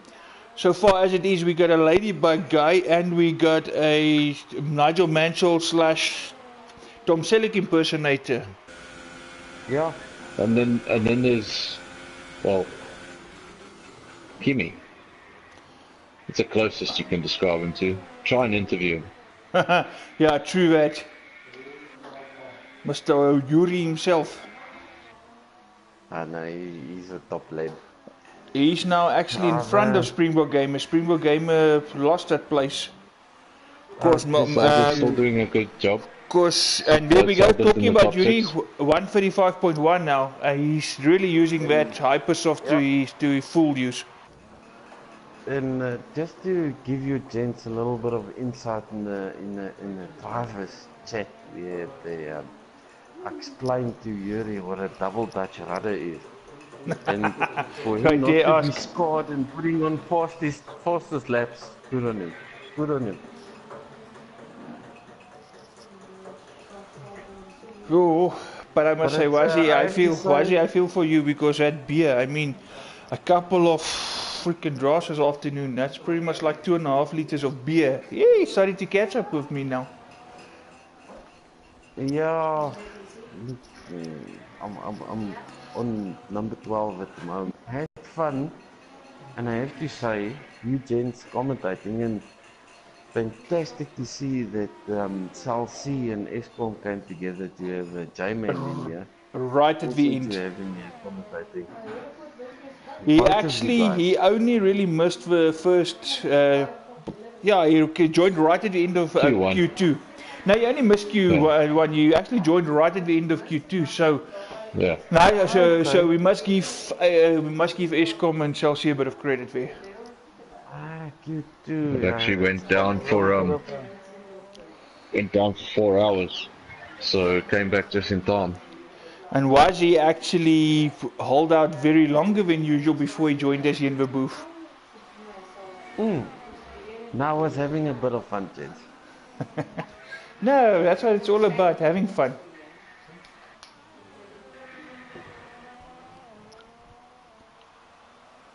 Yeah, I'll The be... gap between first and second now 53 seconds.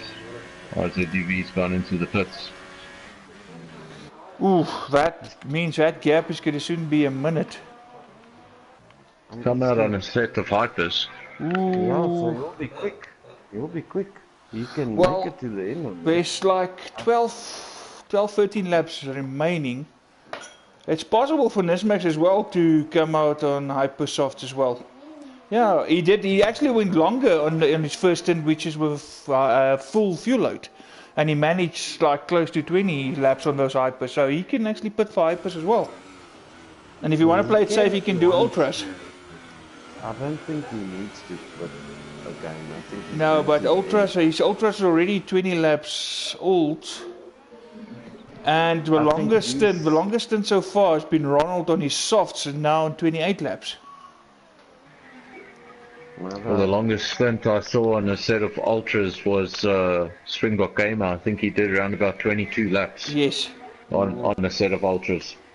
No, you can. No, I would say play it safe and pit. Don't take chances Especially on the unworn rubber. with that sort of lead. The last thing you need is a puncture. You don't want to repeat No, of Baku. that I've had a disastrous puncture literally just after the pit entry, and yeah, I had to do an entire lap. Yeah, the other thing is safety car being activated as well. You can never count that out. So you don't want to get caught with your pants down there. So yeah, but and we all seen Gavin and Baku, as Johan mentioned, safer option to put, but he's weaving on track. Yes. I actually Yeah, he's saw saying some. thank you. I actually saw some weaving incidents with the peak tonight. No, that's Nuzmek saying thank you to, I believe that's Springbok Gamer, saying thank you for slowing down on the straight so he can get past. But yeah, Wow, two, Nesmax two broken already punches, lapped up to 6th place. So next obviously will be Staffy. and he's pulling away quite comfortably Yes. as well. No, but So I yeah, still he's no. I still, would come out on hypers if I'm him. There's only a handful of laps remaining. He'll be fine Nothing to wrong make with it to that. the So end. he's got a 50-second gap. Goes into the pits, maybe 25 seconds. You still have a 25-second lead and a fresh set of rubber. Exactly, So, and by that time RZDV's hypersofts will already be like a few laps old. So he's still going to be in the better rubber at the end. on the last lap, he's going to have the better tires. Yeah, So, maybe it's old school Benoni like me, and Uh, we don't use rubber. We just go in yeah, cold go. turkey. You just go bull turkey. it's right on the All rims. shebangs. All shebangs. That's riding on rims is also known as a Benoni low profile. Ah, the experts, eh? Yes.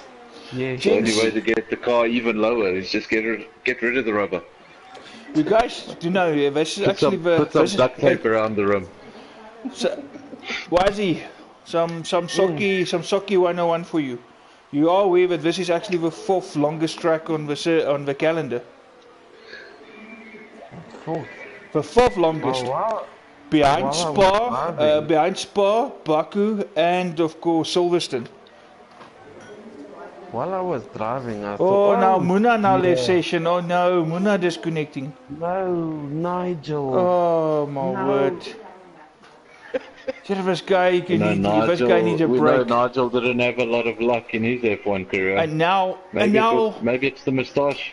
hey, I his can best race, confirm. for the season, and now internet is playing up. I have to say that Muna, yeah, how can I put it lightly? He's heavy on the whiskey, and the man is quick. The man is quick on the whiskey. Oh, but whiskey is working for him. Has gotten past. The whiskey is working for him, but not his internet. No. Okay, he joins Muna again. has rejoined. He's only just lost the one position. So let's hope he can reclaim. He's gonna That's chase obviously his now teammates he's like- joined the lobby. He still needs to get in, select his car, and the whole time Wild Racer will just be J-Man, getting further and further away.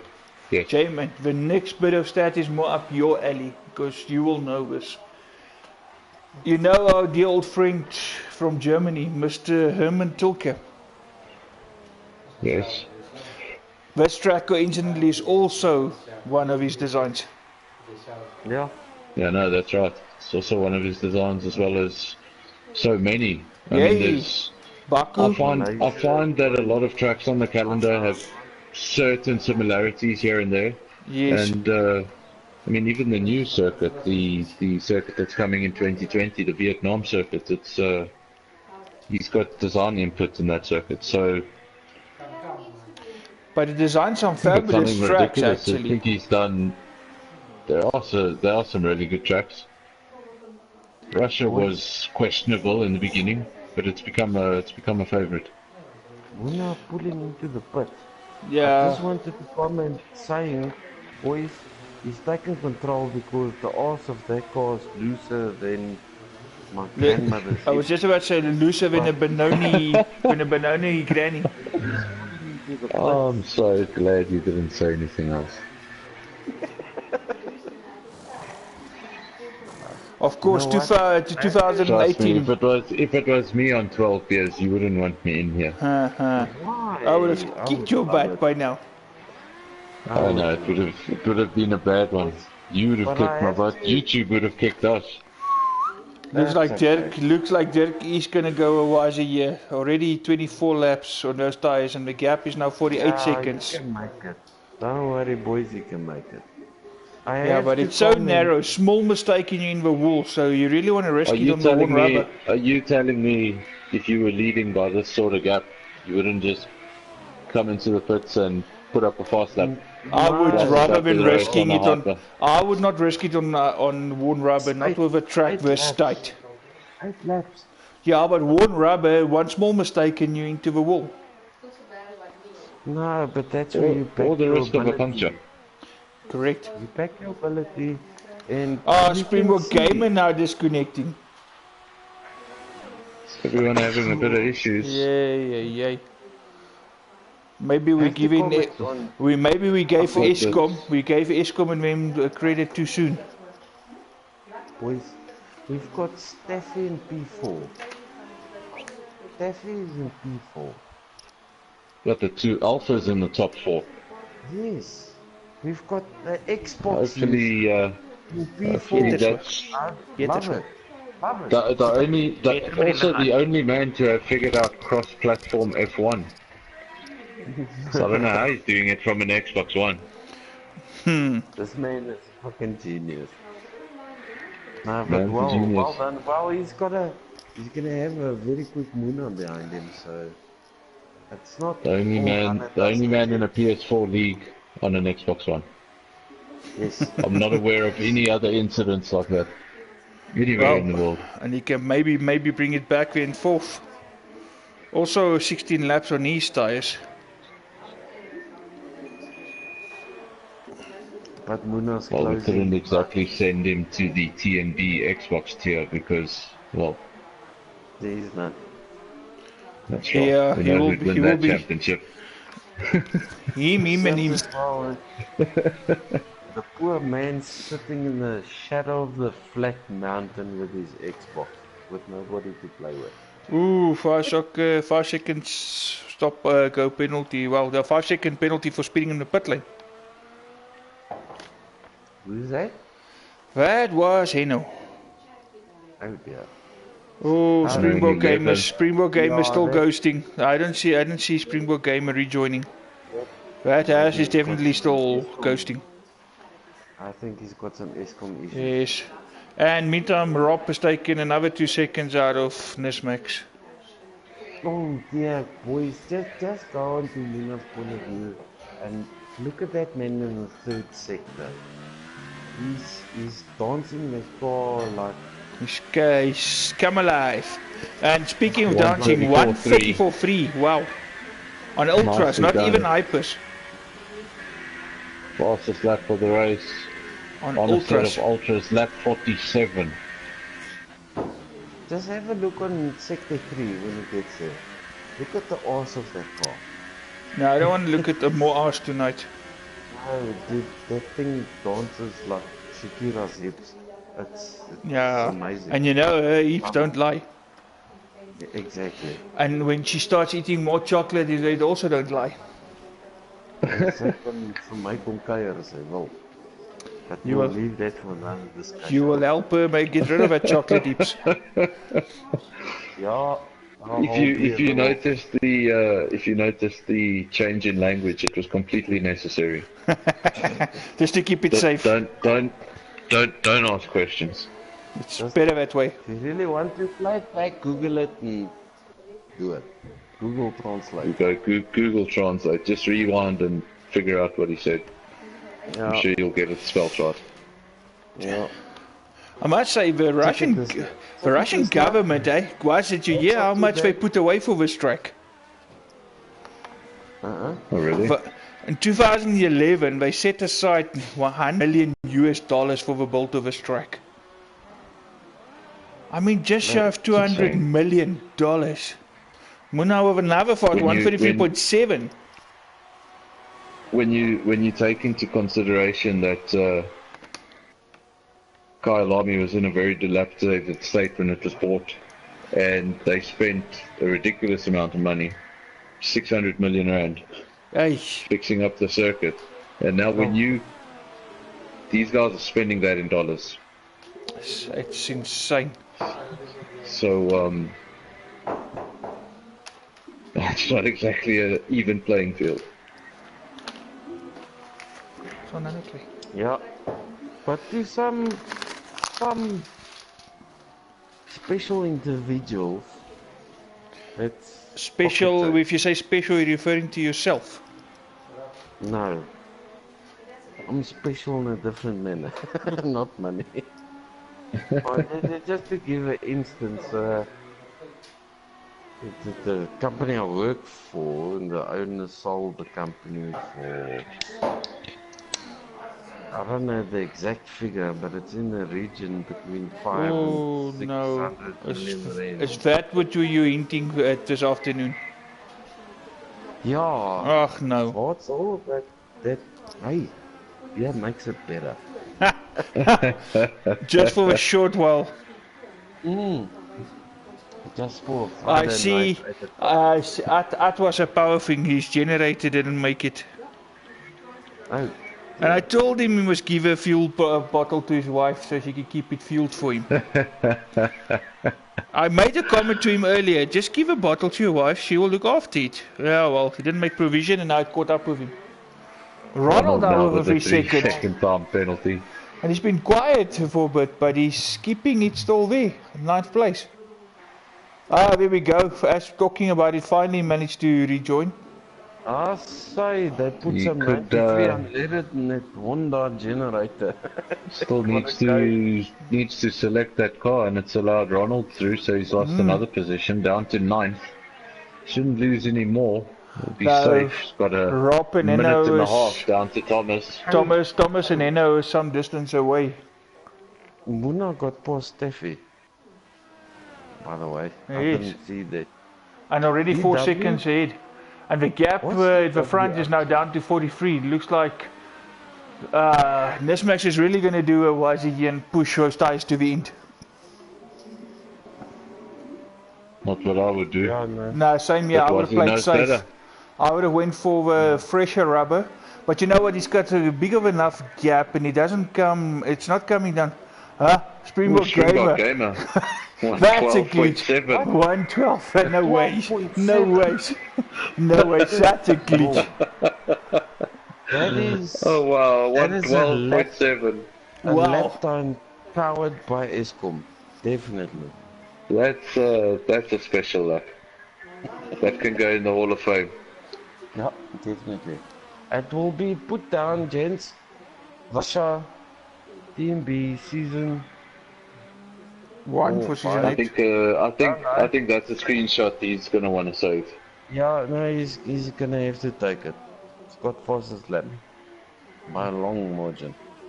Fairway. Oh, if you could lap at that sort of speed, Yo. you could stop for a smoke every 5 or 6 laps. And if I'm not mistaken, Bottas posted the lap record for the race this year, which was only like a 135. And look at that, at a 112. Yeah, So yeah, no, some impressive get that in impressive driving coming out of the Peter Maritzburg man. Yes. Put him in the mud. Toto, look at the stream. Get I this think if you man can, in the if you can maintain that Hey, pace. Toto can keep quiet. Toto didn't have a good race himself either. Nah. Toto's cross. Because I Yeah, was talking to he's his wife. he's very cross because of you two. He crashed his Toro Rosso as a result. Yes, spin the He shit out he of wanted his to he broken wanted to turn. rush. He wanted to rush to the pit to make sure you stay away from his wife. Well, of the, well, not really retirements. Out of the 5 people, including yourself, that have not finished the race, 4 of them are DNFs. Yes, And all 4 of those DNFs are Red Bulls, technically. correct. Both Red Bulls, both Toro Rossos out of the race. Helmut Marco is on the phone asking questions. Saying, Asking some serious questions. paying all this money.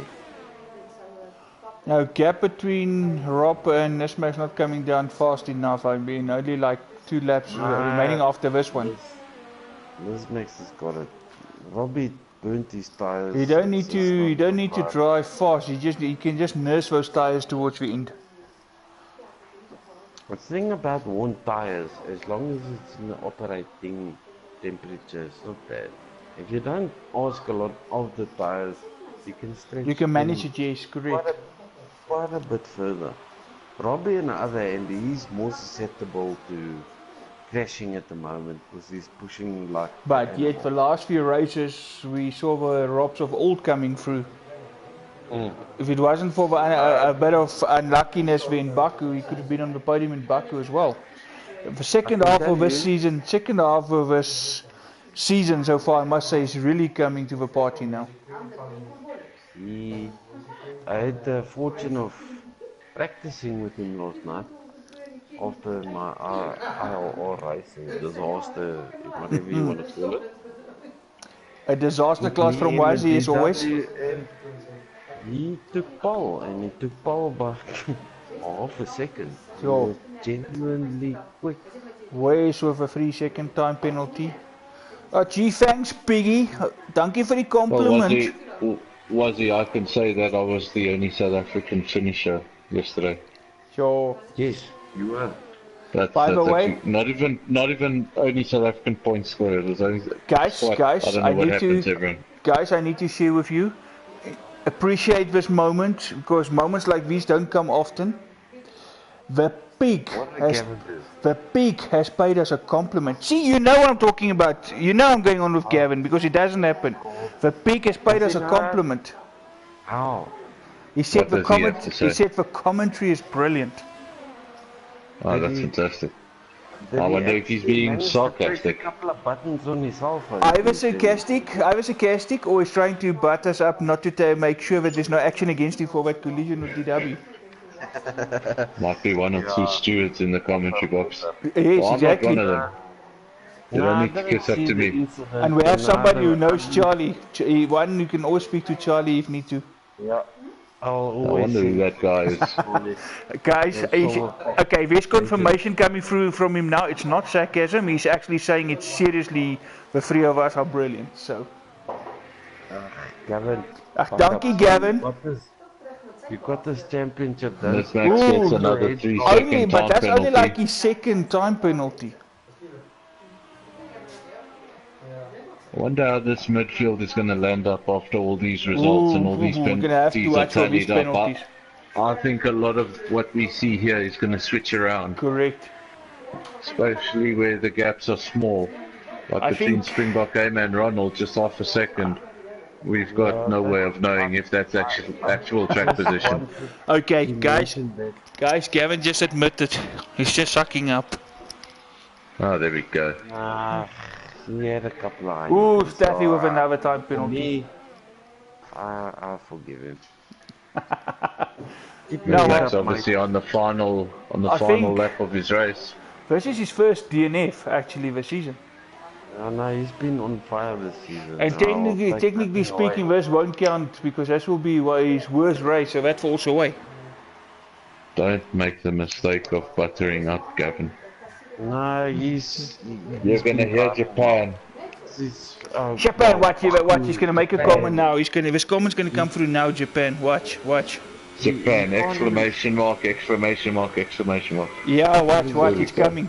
I'm waiting for it. Fucking spell Japan, but anyway. Just keep our eyes on Nismax. He's on his It's on the final lap. final lap. Lap 53 of 53. Seen 5 casualties in Actually this coming race. around the last few corners. 32 laps on this ultra soft. Master Much further than I thought you could take them. In fact, Yeah. 10 laps further than I thought you Guys. could take them. Guys, we made the pig cry. He's got tears in his eyes laughing. Wow. And Nismax takes this one. Well done, Nismax. 25 points for Nismax and 25 points for Ferrari. With Gavin That's not technically scoring, still my seat, so Just waiting Good for job. the ladybug man to come around. I haven't technically lost my Ferrari seat, so keep going. Yeah, Good get job. back in there. I just wanted to comment, the tier 2 drivers really did well tonight. And And another Rob 3 secured, second penalty. Rob Seal's second position. Muna actually passes Y Racer, but two McLarens are actually still racing here, guys. Oh, They're really going at Y it. They Racer really. runs wide. Y Racer, he But it's ran going to wide. come down. But it's going to come down to those time penalties. It's definitely on this one. We're gonna have to wait and see. I need to leave right after the results, but I'm gonna stay for those results because I need to see what these penalties look like. Oh, now Codemaster's also throwing a span in the works. No, this can't be. Now it shows Muna's the winner. Yo, By is that 68 minutes? yes. That Oh, may be the entirety of the race. Cody's. That Yeah. may be the They race saw- distance that he won by. they saw the moustache coming and they Yeah. grazed him with the victory. There's the fifth pump. Well, Okay, it shows Y Racer Oh, is fourth. spy champagne. We will spray the champagne Yeah, well, from the let's. top. Oh no! Yes, it is him. It is the McLaren I No, didn't on the recognize him top step of without the the podium. moustache. no, that's I definitely didn't not recognize right. him without the moustache. No, Oh, we'll have to look into that. Well, you guys no. can look into that later. Nismax was quite some distance ahead of him, and Nismax only had like 6 penalties. 40 odd seconds. Let's look So, at the log here. Let's Here we go. Looking at those time penalties and stuff now, once Muna. we finally get there. Here we go. Muna's got 18 seconds, Nismax only 6 68 minutes. seconds. Y No, Racer 18 68 seconds as well. minutes. Oh dear. yeah, no, clearly the 68 No. seconds. 68 minutes, I mean. That's, Okay, no, that's definitely confirmed. Nismax first, RZDV second, with Muna in third, because Muna, both McLaren's got 18 seconds in penalty, so they even on points on penalty, so that's definitely Muna ahead of Yuri. Yeah, no, Nismax definitely the winner. seven. I didn't see who that was, but someone there towards the bottom of the list had. What? Yes. 10, Then put him 10 in. 7-second penalties. Probably somebody we know driving in a Merc. Anyway, I just want to quickly get our podium guys in here quickly. Do that, do that. Guys, I'm. Alrighty, cool.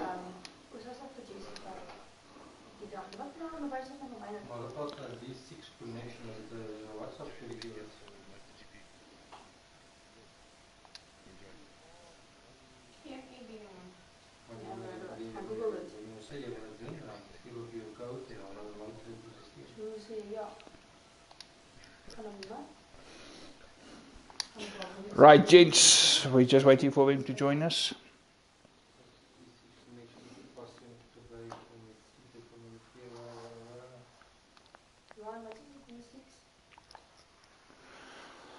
Hello, Nismax. Ja, we Ja, kan sê jy Dirkie. Hoeveel push-ups het jy gestoot? and Mr. Ladybug himself. Welcome, Robbie. Thank you. Just waiting for Muna. Ladybug. Yeah, his nice helmet.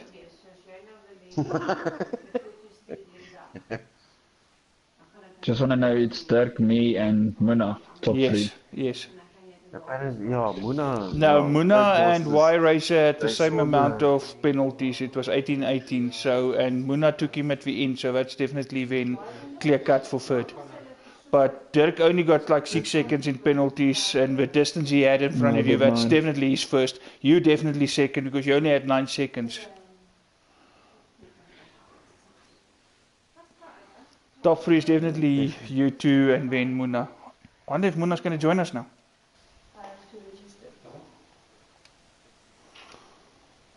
But I think that fantastic internet connection is killing him.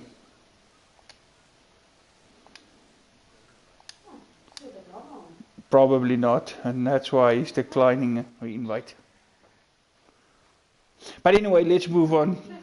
Nismax, fantastic race. Right at the beginning, you and the Gaff obviously went for it again, racing each other. You overtook him, he overtook you again, you overtook him. You two were at it as always.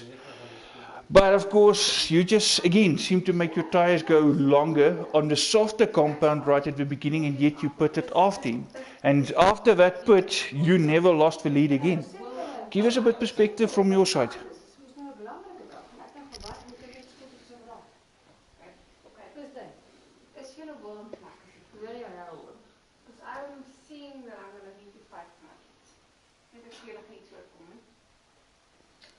Which you of course proved with your last stint. Tires gebruik ze.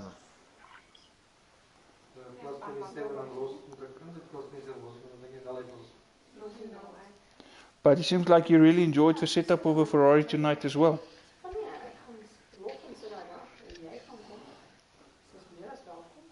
Because between you and Springbok Gamer, we saw the least amount of time penalties for track limits. between you and Springbok Gamer, we saw the least amount of penalties for track limits. I mean, you did only 6, he got 3. Everyone else is like way over.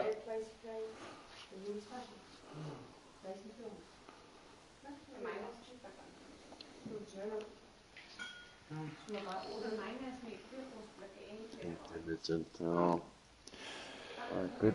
And how do you feel, Dirkie, now that Gavin hasn't scored points in this race? You scored a chunk of points. Hello, Obviously, boys. the championship He a little decided to bit join. Hello, closer. boys. That's good. Something Well, so 2 interesting, races remain. interesting 2 races to come. Oh. Then Mr. Ladybug himself. Little bit of mixing the qualifying, maybe a bit of sandbagging, we'll never know. But right up here with the top guys, and actually solid race, picking up the positions where everyone else makes mistakes, keeping his nose clean, and in the end coming home in second position. Give us your views. How did things go from your point?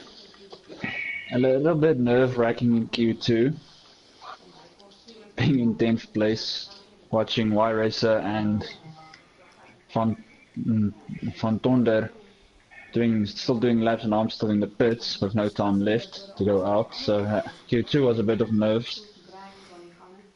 Q3 I hoped it was going to be a little bit better, but I'm actually glad it ended. Had a nice battle with Muna. Must say, the McLaren was really amongst the Saubers tonight. I mean, because Muna didn't just battle with you, Muna also had his turn with Staffy, so the McLaren and Sauber really had it in for each other tonight. Well done, Dirk. Yeah, well done, Muna. Muna, thank you for joining us. Talking about that McLaren Sauber battle. I mean, yes. McLaren Sauber, but yet you're battling your own teammate right at the end of the race. A few corners to go, you're still driving for position. Of course, you were on the fresher rubber and you used it till your advantage. Yeah, I mean, you got caught up a lot in traffic, so I had to take that advantage. But there's no team order, so. And you proved it. And I can confirm. I know you did. You went to the podium as first position, but I can confirm that's definitely third place. You and your teammate at the end of the day, you both had the same amount of penalties. So with you finishing third, that's definitely third for you. Yeah, I was trying my luck there, but this man with the moustache coming through, and they had to give him the first position. Fantastic. They had to. At the gates, they had to, you know. You know, I've been commentating for a while, and I've been saying to Muna that he looks like Tom Selleck, but really he's Nigel Mansell. But I think the stars did the trick. A lot better aerodynamic tonight, because I mean, Muna, this is your best finish for the season. It's my only finish for the season at the moment. Okay, keep the moustache. Keep it. But I'll take it. Keep the moustache. It's my good luck now. Yeah, it's my good luck charm.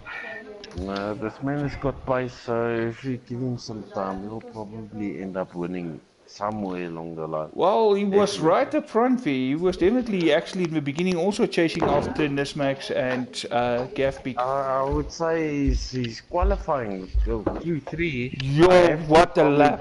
What a lap! I was in chat. I was fortunate to be in chat with this Nigel Mansell lookalike. He said at the beginning that he had to take a shit or power dump. Sorry, I can't say that. He bangs out a low 31 or sub 31. Takes a shit and ends up in pole position. My friends, that's skill. That's skill. Really skill. And tonight he concentrated. He kept the whiskey at bay. Oh, no. But gentlemen, thank you so much for your time. Appreciate your comments. With that, ladies and gentlemen, thank you for joining us tonight. Until next time, have a good one. Goodbye. Just